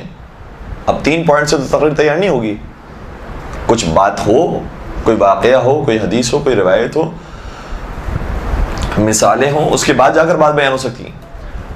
تو ان 3 پوائنٹس کو پھر کچھ اور پوائنٹ سے ملانا اور اپنی بات کو مزید آگے بڑھانا تاکہ بات مسلسل آگے بڑھتی رہے، اس کے لیے کچھ اور پوائنٹس کو یقیناً ایک صفحے پہ کچھ پوائنٹس لکھیں، کچھ اور پوائنٹس کسی اور جگہ پہ لکھیں، کچھ کمپیوٹر پہ لکھیں، کچھ موبائل پہ لکھیں، ساری جگہ پہ لکھیں۔ ان سارے پوائنٹس کو جب تقریر کرنے کا وقت آئے تو ایک تقریر کے لیے بھی ڈائری ہونی چاہیے، وہ الگ ڈائری ہو، اور اس ڈائری کے اوپر یہ لکھا ہو کہ جیسے مجھے یہ درس مدرسۃ القائم میں دینا ہے، اس تاریخ کو دینا ہے، سرنامہ کلام کی آیت یہ ہونی چاہیے، خطبہ موجود ہے، سرنامہ کلام کی آیت موجود ہے، اس ترتیب سے میرا مقدمہ شروع ہوگا، تمہید شروع ہوگی، پھر اصل مطلب آئے گا، مطلب آگے بڑھتا جائے گا، آگے بڑھتا جائے گا، نکات، اور اس کے بعد اس نقطے سے مصائب کی طرف آؤں، اور اس کے بعد مجلس ختم ہوگی۔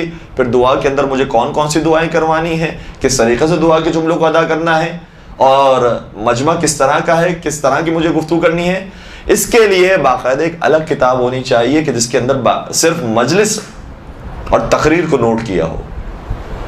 ایک کتاب کے اندر، ایک ڈائری کے اندر آپ نے نکات کو لکھا ہے، دوسری ڈائری کے اندر مجلس کو لکھا ہے، اور پھر ظاہر سی بات ہے کہ مدرسۃ القائم کے اندر درس ہو رہا ہے، محفل شیخ خراسان میں درس ہو رہا ہے، دیگر اور بڑی محافل کے اندر انچولی میں درس ہو رہا ہے، یا محفل مرتضیٰ میں درس ہو رہا ہے، دیگر مقامات پر درس ہو رہا ہے، تو وہاں پر آپ نے جگہ کا نام لکھا، تاریخ لکھی، اور اس کے بعد اپنے ان نکات کو لکھا۔ نکات کو کتنا لکھنا ہے؟ کیا صرف پوائنٹس لکھنے ہیں، ایک جملے کے اندر مجھے پوائنٹس لکھنے ہیں، یا پوری کی پوری تقریر لکھنی ہے؟ کیا کہتے ہیں آپ؟ جو کہہ رہے ہیں پوائنٹس لکھنے چاہیے، لگتا ہے وہ پہلے تقریر کر چکے ہیں۔ جو پہلی دفعہ تقریر کر رہا ہوتا ہے اسے ایک ایک لفظ کو ادا کرنے کے لیے لکھنا پڑتا ہے کہ میں یہ صحیح لفظ ادا کر سکوں، اس کے لیے میرے پاس پہلے سے الفاظ تیار ہوں۔ لہذا شروع میں جو تقریر کرنے والے ہوتے ہیں انہیں چاہیے کہ پوری تقریر لکھیں، اور ظاہر سی بات ہے کہ جو پہلی مرتبہ تقریر کریں گے وہ کوئی 1.5 گھنٹے کی تقریر نہیں کر سکتے، وہ 1 گھنٹے کی تقریر نہیں کر سکتے۔ اور ایسا نہیں کہ میں خدا نخواستہ کسی کو کہہ رہا ہوں، خود ہم اور ہمارے اساتذہ اور طالب علم صاحب اور جتنے بڑے علماء ہیں اور جتنے بڑے خطبہ ہیں، جب پہلی دفعہ تقریر کی تھی انہوں نے بھی 10 منٹ کی ہوگی، انہوں نے بھی 15 منٹ کی ہوگی، زیادہ سے زیادہ 20 منٹ کی ہوگی۔ تو جو 10 منٹ کی تقریر ہے اس کو مکمل طور پر لکھا ہوا ہو کہ میں یہ الفاظ ادا کروں، کہیں کوئی غلط لفظ، کیونکہ عادت نہیں ہوتی ممبر پر آ کے جملے کہنے کی، لہٰذا جو عامیانہ الفاظ ہوتے ہیں، جو عام گفتگو کے اندر عام دوستوں کے ساتھ، عام گھر والوں کے ساتھ جو استعمال ہوتے رہتے ہیں، وہ الفاظ ممبر پر نہ آ جائیں، اس لیے پہلے سے الفاظ تیار ہوں۔ تو شروع میں تقریر کرنے والوں کو پوری مکمل تقریر لکھنی چاہیے، پھر آہستہ آہستہ خود انسان کا مزاج یہ کہے گا کہ میں اتنی کیوں لکھوں، میں تھوڑی سی چھوٹی کم لکھتا ہوں، اور اس کے بعد وہ جو اس نے 20 صفحے لکھے ہوں گے وہ ایسے ایسے 10 صفحے 5 صفحے کم ہوتے ہوتے، اور پھر آگے جا کر یہ مرحلہ آتا ہے کہ انسان پھر 1 صفحے کے اندر ہی ساری تقریر کو لکھ لیتا ہے۔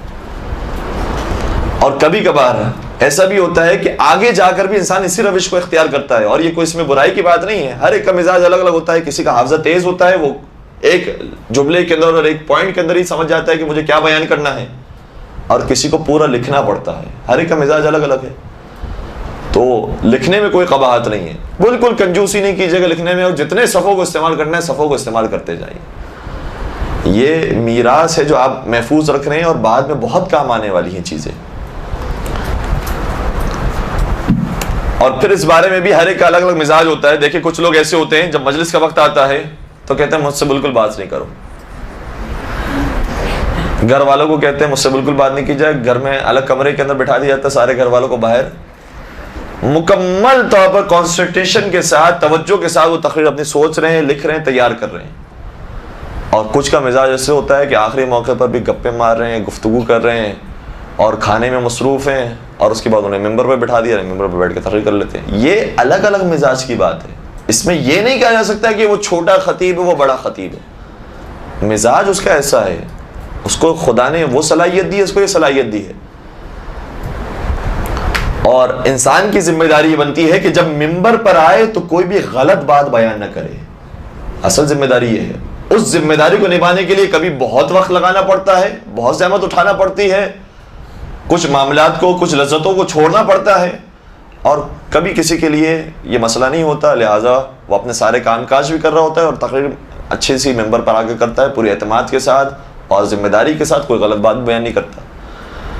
لیکن اصل ہمارا ہدف یہ ہونا چاہیے کہ ممبر پر کوئی غلط آیت بیان نہ ہو جائے، کوئی غلط روایت بیان نہ ہو جائے، کسی کا نام غلط نہ لے لیا جائے، کوئی حوالہ غلط نہ دے دیا جائے. ایک بڑی ذمہ داری ہے، اس کو صحیح طریقے سے ادا کرنا ہے. تو یہ الگ الگ مزاج کی بات ہے. اسی طریقے سے نوٹنگ کی بھی یہی بات ہے. بعض افراد زیادہ چیز نوٹ کرتے ہیں، بعض ایک جملے کے اندر، ایک لفظ کے اندر سمجھ جاتے ہیں کہ پورا ہمارا واقعہ کیا ہے اور نقطہ کیا ہے، کس طریقے سے بیان کرنا ہے. ایک درود پڑھ دیجیے گا محمد و آل محمد.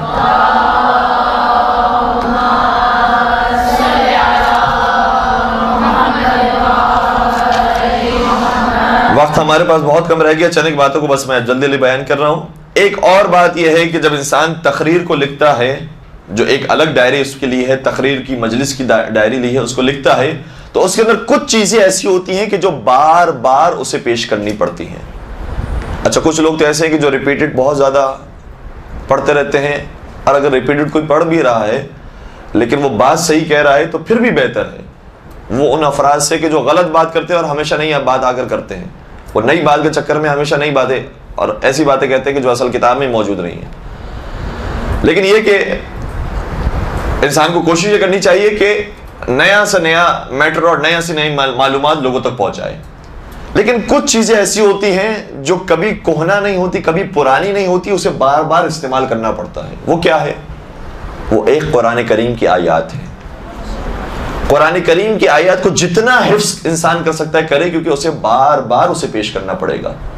کبھی کسی موضوع کے لیے، کبھی کسی نقطے کے لیے، کبھی کسی مطلب کے لیے، بار بار اسے پیش کرنا پڑے گا. قرآن کریم کی آیات کو ہمیشہ حفظ رکھیں اور انہیں بار بار تقریر کو اندر شامل کرتے رہیں. اور یہ بات بھی ہے کہ جتنا انسان قرآن کریم کی آیات کو شامل کرتا ہے، اس کی تقریر کے اندر ایک علمی وزن پیدا ہوتا ہے. وہ کچھ نہ کہے، صرف عربی پیش کر رہا ہے، لیکن اس کی بات کے اندر ایک مضبوطی آ جاتی ہے، پختگی آ جاتی ہے. لہذا کچھ چیزیں ایسی ہیں جو انسان کو بار بار پیش کرنی ہے. ان میں سے ایک قرآن کریم کی آیات ہے، اسی طریقے سے معصومین علیہ السلام کی احادیث ہیں، روایات ہیں، اور اسی طریقے سے اشعار، جو اچھے علمی اشعار ہوتے ہیں، اچھے دل میں اتر جانے والے اشعار ہوتے ہیں، وہ بھی مجمع کو ساتھ رکھنے کے لیے اور اپنا مفہوم صحیح طریقے سے دلوں میں اتارنے کے لیے بہت ضروری ہوتے ہیں کہ اشعار کو اچھی طریقے سے پیش کیا جائے.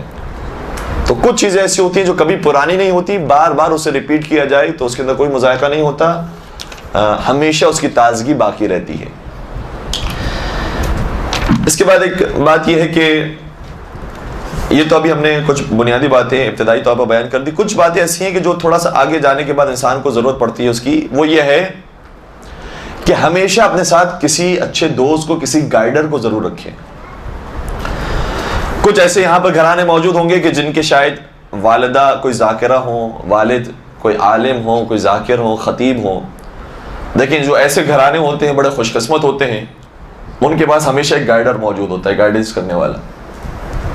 بیٹا تم نے یہاں پر یہ غلطی کی ہے، اس کو اس طریقے سے بیان کیا جاتا ہے، مجمع کو اس طریقے سے ساتھ لیا جاتا ہے، اس طریقے سے اپنی بات پہنچائی جاتی ہے. ہر بات کے اندر ہر مجلس کے اندر وہ کوئی نہ کوئی چیز گائیڈ کرتے رہتے ہیں.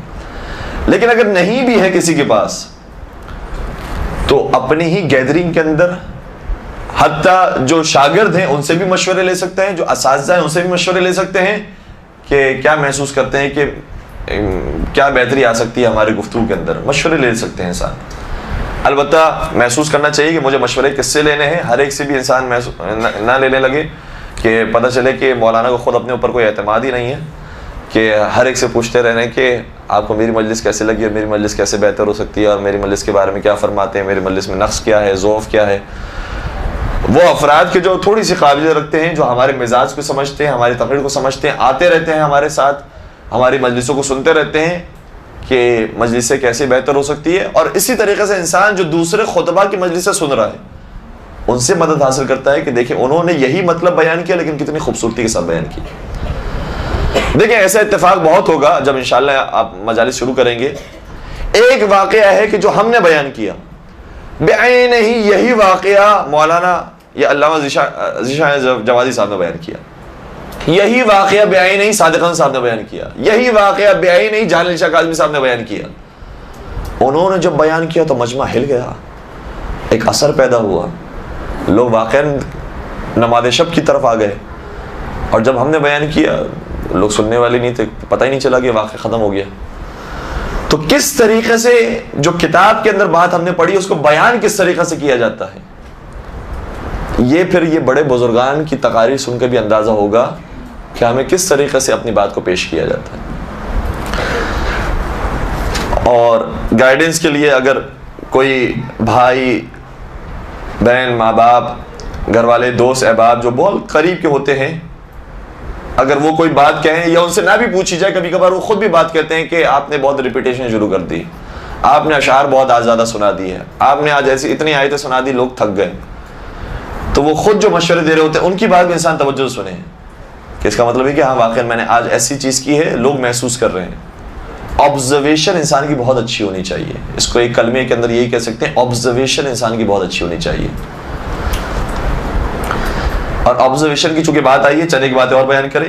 انسان مجمع شناس ہو, بس یہ ان کو ایک ایک لفظ کے اندر لکھ لیجئے گا. انسان مجمع شناس ہو, میرے مجمع کے اندر خواتین ہیں, مرد ہیں, اور مرد و خواتین ہیں تو وہ کتنے پڑھے لکھے ہیں, کم پڑھے لکھے ہیں, اور پڑھے لکھے ہیں تو دینی اعتبار سے پڑھے لکھے ہیں, دنیاوی اعتبار سے پڑھے لکھے ہیں, اور اسی اعتبار سے علاقہ شناس ہو, جس علاقے میں میری گفتگو ہے, میری آواز اہل سنت تک پہنچ رہی ہے, غیر شیعوں تک پہنچ رہی ہے, یا صرف شیعہ کمیونٹی موجود ہے جو میری بات کو سن رہی ہے.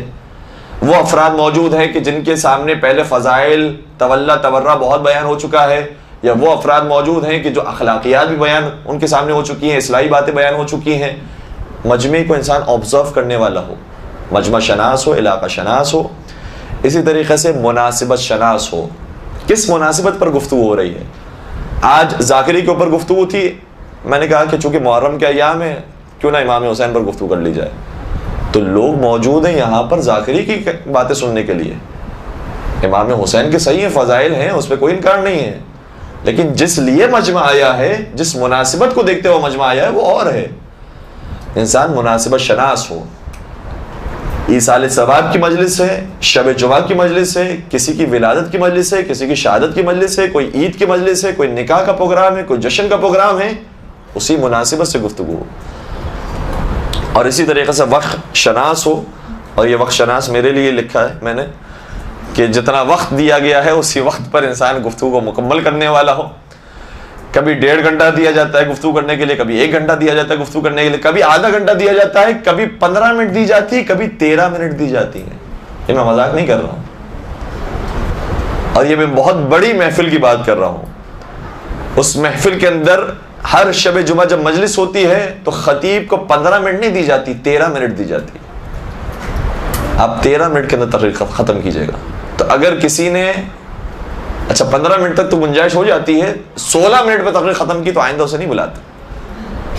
لوگوں کو یہاں سے کاروبار کرنے جانا ہے, لوگوں کو یہاں سے دوسرے کام کرنے جانا ہے. لوگوں کے ذہن میں موجود ہے کہ جو بھی خطیب آئے گا وہ 13 سے 15 منٹ کے اندر تقریر ختم کر دے گا, ہمارا وقت زیادہ نہیں لے گا. کیونکہ مجلس کے اندر اٹھ جانا یہ بھی بے ادبی شمار ہوتا ہے, لہٰذا لوگ بیٹھ کر اتنا سن نہیں سکتے. تو وقت شناس ہو، مجھے کتنی دیر کے لیے تقریر کے لیے بلایا گیا ہے اتنی ہی دیر گفتگو کرنے والا ہو۔ ایک درود پڑھ دیجئے محمد و آل محمد۔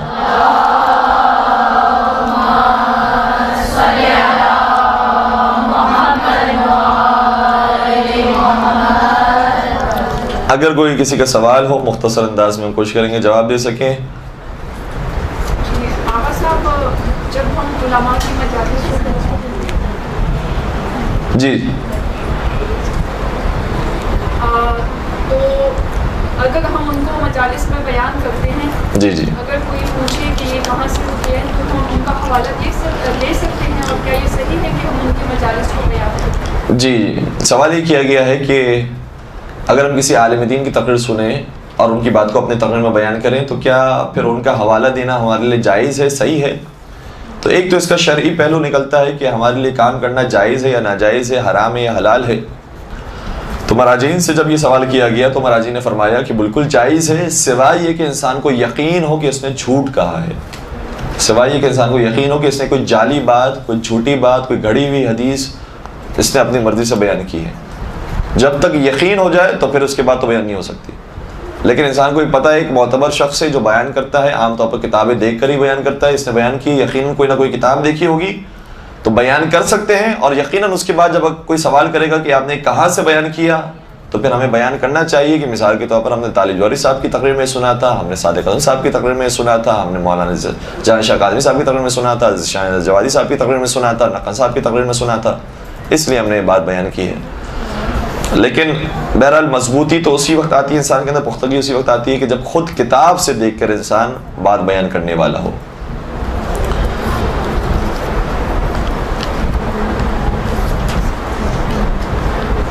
ایک سوال یہ ہے جو ظاہراً دونوں ہی سوالات ایسے ہیں کہ جو کسی بزرگ ذاکرہ کے ہوں گے کہ جو پہلے سے تقریریں کرتی رہی ہوں گی کہ فضائل بیان کرتے کرتے ہم مصائب کی طرف کیسے آئیں۔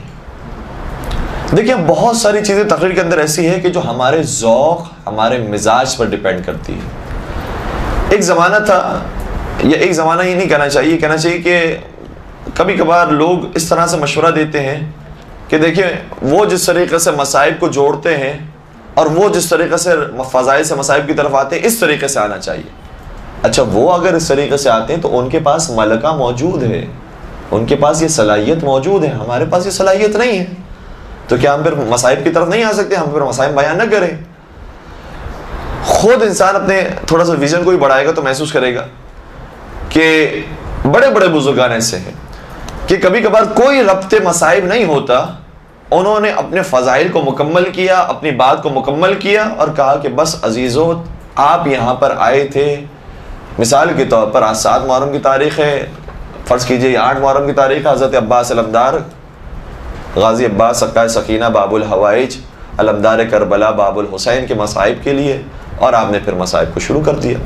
یا کوئی اور مناسبت ہے تو کہا کہ چونکہ محرم کے بعد کے ایام 10 محرم کے بعد کے ایام ہیں، بیویوں کا قافلہ اب کہاں روانہ ہو چکا ہوگا اور کتنا ستم انہوں نے سہا ہوگا ان دنوں کے اندر، اور آپ نے مصائب کو پھر وہاں سے شروع کر دی۔ تو ضروری نہیں ہوتا کہ انسان ہر وقت ہی کوشش کرے کہ وہ فضائل کے اندر کون سا ایسا نقطہ ہے کہ جس سے میں مصائب کی طرف آؤں۔ اگر ہو سکے تو بہت اچھی بات ہے،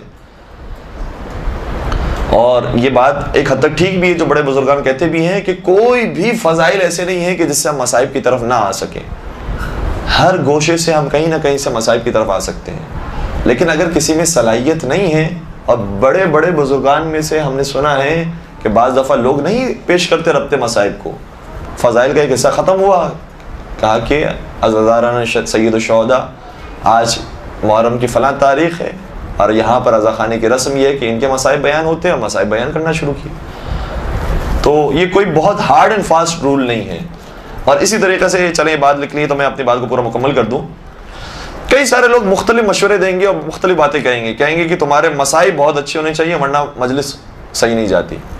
بعض یہ کہیں گے اشعار ہونے چاہیے مجلس کے اندر ورنہ مجلس کامیاب نہیں جاتی۔ بعض کہیں گے کہ آواز بہت اچھی ہونی چاہیے، خطیبانہ آواز ہونی چاہیے ورنہ انسان مجلس نہیں پڑھ سکتا۔ ہر ایک اپنے اپنے کوئی نہ کوئی مشورے دے گا۔ حقیقت یہ ہے جو ہم نے اب تک بات سمجھی ہے وہ یہ ہے کہ انسان جس بھی مزاج کا ہو بس ارادہ کرے کہ مجھے اپنی بات پہنچانی ہے، اپنے معافی ضمیر کو پہنچانا ہے لوگوں تک. میری یہ ذمہ داری بنتی ہے کہ جو میں نے علم حاصل کیا ہے وہ لوگوں تک منتشر کروں تاکہ لوگ صحیح راستے کی طرف آئیں. پھر انداز انسان کا خود بخود بنتا جاتا ہے. اور مجھے بتائیے کس کا انداز کس سے ملتا ہے؟ کسی کا انداز کسی سے نہیں ملتا. ہر ایک کا اپنا اپنا انداز الگ الگ ہے. کوئی ایسے خطیب بھی ہیں جو پوری تقریر میں صرف اشعار ہی سناتے ہیں. کوئی ایسے خطیب بھی ہیں جو ایک شعر نہیں سناتے. ہے ایسا یا نہیں ہے؟ کوئی ایسے ہیں کہ جو مصائب کو طرز میں بیان کرتے ہیں تو بہت گریہ ہوتا ہے. کوئی ایسے ہیں کہ جو مصائب کو بالکل طرز میں بیان نہیں کرتے لیکن گریہ بہت ہوتا ہے. کوئی ایسے ہیں جو خطبہ بیان کرتے ہیں تو ترنم کے ساتھ طرز کے ساتھ بیان کرتے ہیں. کچھ ایسے جو خطبہ پڑھتے ہیں تو سیدھے طریقے سے پڑھتے ہیں. کچھ ایسے جو خطیبانہ انداز سے پڑھتے ہیں. کچھ ایسے جو بہت سمپل انداز سے پڑھتے ہیں. کچھ ایسے ہیں کہ جن کی مجالس کے اندر صرف فضائل ہوتے ہیں. کچھ ایسے جن کی مجالس میں صرف اخلاقیات ہوتے ہیں. ہر ایک کا اپنا اپنا مزاج ہے اور ہر ایک سوچ رہا ہے کہ میں معاشرے کو صحیح راستے کی طرف لے کر آؤں اور ترقی کے راستے کی طرف لے کر جاؤں. اور ہماری یہ کوشش ہونی چاہیے کہ جو شیعت کی عمارت قائم ہوئی ہے اس کے اندر ایک اینٹ کا اور اضافہ کریں. اپنی اینٹ اپنے حصے کا اور اضافہ کریں. جو بنی ہوئی عمارت ہے اس کو خراب کرنے کی کوشش نہ کریں کہ فلاں نے عجیب پڑھ دیا, فلاں نے غلط پڑھ دیا, فلاں نے ایسا پڑھ دیا. کوئی بہت بڑی غلطی کر دے اور جس سے بہت بڑا تشیع کا نام خراب ہونے والا ہو تو بات الگ ہوتی ہے. ورنہ یہ کہ ان کا انداز ٹھیک نہیں ہے, انہوں نے تو عجیب انداز اختیار کیا ہوا ہے, ان کا انداز صحیح نہیں ہے, پسند نہیں ہے. ہر ایک اپنی طرف سے کوشش کر رہا ہوتا ہے کہ اسی عمارت کو اور آگے بڑھائے, اس سفر کو, اس کاروان کو اور آگے بڑھائے.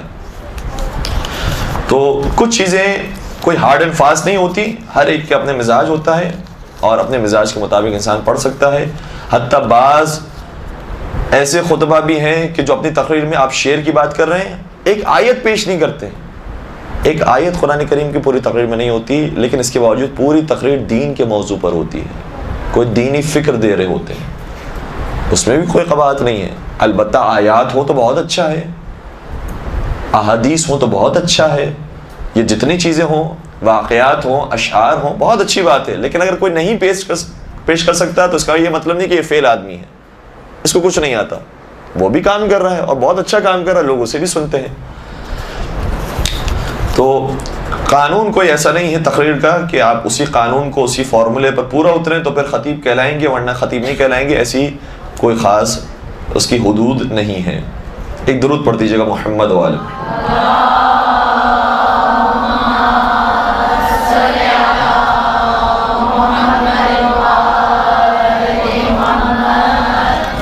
ایک اور سوال یہ تھا کہ مقاتل کی مستند کتابوں کے نام بتائیے. مقاتل کی کتابیں بہت ساری ہیں لیکن ظاہراً جہاں تک ہمارا مطالعہ ہے وہ یہ کہ اردو زبان میں اس کا زیادہ ترجمہ نہیں ہوا. البتہ کچھ ایک کتابیں ہیں کہ جو اردو زبان میں موجود ہیں, جیسے مثال کے طور پر نفس المحموم شیخ عباس قمی کی ظاہراً لکھی ہوئی کتاب ہے, بلکہ شاید سید ابن طاؤس کی لکھی ہوئی کتاب ہے جس کا ترجمہ نفس المحموم کے نام سے ہوا. شاید لحوف کا اگر ترجمہ ہوا ہے تو پھر وہ نفس المحموم کے نام سے ہوا ہے, نفس المحموم. اس کے علاوہ ایک اور کتاب ہے جو شیخ عباس قمی کی ہے, منتہی الاعمال کے نام سے. ظاہراً اس کا جو ترجمہ ہوا ہے وہ احسن المقال کے نام سے ہوا ہے اردو زبان میں, احسن المقال. اور 2-3 جلدوں پر ظاہراً یہ کتاب موجود ہے. اس کے اندر بھی واقعہ کربلا کو بیان کیا گیا ہے, مقتل کو بیان کیا گیا ہے. اور اب بات جو ہے وہ آپ مجھ سے بہتر جانتے ہیں کہ کربلا میں چونکہ مولا حسین کے لشکر میں تو کوئی ایسا راوی موجود نہیں تھا کہ جو واقعات کو صحیح رقم کرے کہ یہ واقعہ ہوا تھا, ان کے ساتھ یہ شہادت ہوئی تھی, ان کے ساتھ ایسی رخصتی تھی, اس طریقے سے ودا ہوئے تھے. کوئی ایسا تو راوی موجود نہیں ہے. بعد میں واقعات کو جمع کیا گیا ہے اور اسی طریقے سے جو فوج یزیدی کے اندر موجود تھے وہ لکھنے والے تھے, تو انہوں نے اپنی مرضی سے لکھا ہے. انہوں نے کسی چیز کو بہت زیادہ بڑھا دیا ہے, کسی چیز کو کم رکھا ہے. تو مختلف روایتیں اس اعتبار سے ہمیں مقاتل کے اندر نظر آتی ہیں. اور جب مراجعین سے پوچھا گیا کہ کیا ہم ان روایتوں کو بیان کر سکتے ہیں نہیں کر سکتے, تو ان کا جواب یہ تھا کہ شرعی اعتبار سے کوئی ممانعت نہیں ہے, سوائے یہ کہ کوئی توہین تشیع کا سبب بنے, توہین شہداء کربلا کا سبب بنے, یا اسی طریقے سے کوئی 100% جھوٹی بات ہو, اس کو بیان نہیں کر سکتے. پتہ ہی ہے کہ گھڑی ہوئی بات ہے, اس کو بیان نہیں کر سکتے. باقی جس کے بارے میں احتمال ہے کہ شاید یہ بات ٹھیک ہو, شاید ہو سکتا ہے وہ بات ٹھیک ہو, تو اس کو بیان کرنے میں کوئی حرج نہیں ہے.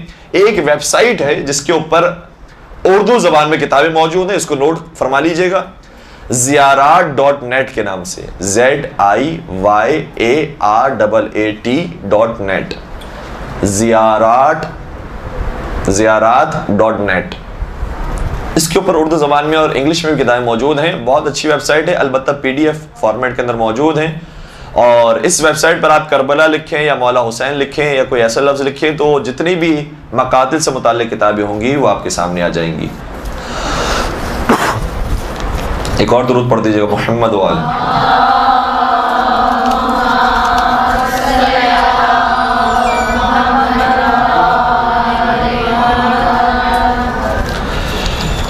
وہ سوالات جو بہت زیادہ قریب ہوں ہمارے موضوع سے, بس وہ میں پڑھ کے زحمت کو تمام کروں گا. اچھا, یہ ایک اچھا سوال کیا کہ شروع میں ممبر پر آنے والوں کو کون سی کتابیں پڑھنا چاہیے. بہت اچھا سوال ہے. کتابوں کی چونکہ ہم نے زیادہ تفصیل بیان نہیں کی, ہم نے کہا کہ ساری یہ کتابیں ہر ایک کا مطالعہ رکھنا چاہیے, لیکن جو شروع میں کتابوں کی طرف آنا چاہتا ہے, کتاب پڑھنے کا شوق بیدار کرنا چاہتا ہے, اسے چاہیے, جو ہمارا یہ اپنا تجربہ ہے جو بیان کر رہے ہیں, اسے چاہیے کہ واقعات کی کتابیں پڑھیں. معصومین علیہ السلام کی جو واقعات کی کتابیں ہیں اسے لے, واقعات سے شروع کرے. ایک مرتبہ کتاب بینی کی عادت پیدا ہوگی, کتاب پڑھنے کا شوق بیدار ہوگا, واقعات کو پڑھیں. پھر جو اچھی حکمت کی باتیں ہوتی ہیں جیسے نہج البلاغہ کا آخری حصہ ہے وہ پڑھ سکتا ہے, تجلیات حکمت یہ ایک اچھی کتاب ہے وہ پڑھ سکتا ہے. اور قرآن کریم کا مسلسل مطالعہ رکھیں, اس کا ترجمہ ساتھ ساتھ ہمیشہ پڑھتے رہیں. اس کے اندر سے ایسے ایسے حکمت کی باتیں نکلتے رہتی ہیں کہ انسان حیران ہو جاتا ہے کہ جیسے میرے ابھی مسئلہ تو جو یہ قرآن نے حل کر دیا. تو ہمارا یہ اپنا ذاتی تجربہ یہ رہا ہے کہ, اور ہم نے باقی کو بھی یہی کہا ہے جو بھی ہم سے پوچھتے رہتے ہیں کہ کس سے شروع کرنا چاہیے, تو واقعات سے شاید شروع کیا جائے, ان کی کتابوں سے, واقعات کی کتابوں سے شروع کیا جائے تو زیادہ مناسب رہتا ہے. ایک سوال یہ کیا گیا کہ 10-15 منٹ کی مجلس کیسے بنائی جائے کہ بات مکمل ہو جائے. تو شروع میں تو یہ سوال ہوتا ہے لوگوں کا کہ 10-15 منٹ سے زیادہ تک کیسے تقریر تیار کی جائے کہ بات کچھ جاری رہے. تو شروع میں تو تقریر کرنا اتنا مشکل ہوتا ہے کہ 10-15 منٹ کی تقریر تیار کرنا مشکل ہو جاتا ہے, اور 10-15 منٹ کے اندر بات مکمل کرنا کوئی مشکل بات نہیں ہے. حجت الاسلام محسن قراتی صاحب جو ایران کے بہت بڑے خطیب ہیں اور خدا انہیں طول عمر دے, تفسیر نور کے نام سے انہوں نے تفسیر لکھی, وہ یہ کہتے ہیں کہ اگر مجھے 3 منٹ کا وقت دیا جائے میں 3 منٹ کی تقریر کر سکتا ہوں, اگر 5 منٹ کا کہا جائے میں 5 منٹ کی کر سکتا ہوں, 10 منٹ کا کہا جائے 10 منٹ کی کر سکتا ہوں, 15 منٹ کا کہا جائے 15 منٹ کی کر سکتا ہوں. کہتے 3 منٹ کی تقریر کون کہے گا کرنے کا, کہتے ہیں لوگ مغرب اور عشاء کی نماز کے درمیان آپ چھوٹی سی بات بیان کریں تو میں 3 منٹ کی بات بھی بیان کر سکتا ہوں. انسان کے پاس اتنا ذہن وسیع ہونا چاہیے, میں کس جگہ پر کتنے وقت کے اندر کیسی بات بیان کر سکتا ہوں. 3 منٹ کے اندر کیا بات بیان ہو سکتی ہے. آپ نے کوئی امام کی حدیث بیان کی, امام نے فرمایا مومن کی یہ 5 علامات ہیں, 5 علامات بیان کی, 3 منٹ کی تقریر ہو گئی. کوئی فقہی مسئلہ بیان کیا مختصر سا کہ نماز جماعت کے اندر یہ چیز ضروری ہوتی ہے ورنہ اس کے بغیر نماز جماعت باطل ہے. قرآن کریم کی کوئی آیت بیان کر دی, قرآن کریم کی آیت اس کا یہ ترجمہ ہے. تو 3 منٹ کی تقریر بھی ہو سکتی ہے, 5 منٹ کی تقریر بھی ہو سکتی ہے, 10 منٹ کی ہو سکتی ہے, 15 منٹ کی ہو سکتی ہے. آپ اسی آیت کو کسی روایت کے ساتھ ملا دیجئے کہ اسی موضوع پر ہو, آیت بھی نماز کی مثال کے طور پر موضوع پر ہے اور روایت بھی نماز کے موضوع پر ہے, کوئی واقعہ نماز سے متعلق ہے, اور پھر ہم نے تقریر کو مکمل کر دیا. تو اس طریقے سے 10-15 منٹ کی تقریر بھی مکمل ہو سکتی ہے. مجلس کے اندر منظر نگاری کے لیے کون سی کتاب کو آپ تجویز کریں گے؟ تو ویسے تو خطبہ جس طریقے سے منظر نگاری کرتے ہیں وہ انداز سب سے اچھا ہوتا ہے, اور خطبہ کے اندر آپ مختلف خطبہ کو سنیے. ایسا نہیں ہے کہ ہم جانتے ہیں, اب آپ بھی ہم سے زیادہ بہتر جانتی ہیں کہ کچھ خطبہ ایسے ہیں جو غلط باتیں بیان کرتے ہیں لیکن وہ منظر کشی بہت اچھی کرتے ہیں. تو ان سے سیکھنا چاہیے کہ منظر کشی کیسے کی جاتی ہے, کسی واقعے کو کس طریقے سے پیش کیا جاتا ہے. کہ امام سفر حج پر نکلے, اب سفر حج پر نکلے, ایک جملہ یہ بھی ہو سکتا ہے کہ امام نے سفر کیا حج کا اور امام خانہ کعبہ تک پہنچے. کبھی یہ بھی کہا جا سکتا ہے کہ امام مدینہ سے مکہ کے راستے کی طرف نکلے جو 100 کلومیٹر کا سفر تھا, اور اس کے اندر آپ نے کوئی اور بات بھی بیان کی کہ جانور پر سفر تھا اور جانور ہونے کے باوجود امام پیدل سفر کر رہے تھے. تو جو واقعہ ہے اور جو اس سے قریب کا جو ماحول ہونا چاہیے وہ انسان اس طریقے سے بنا کے پیش کر سکتا ہے.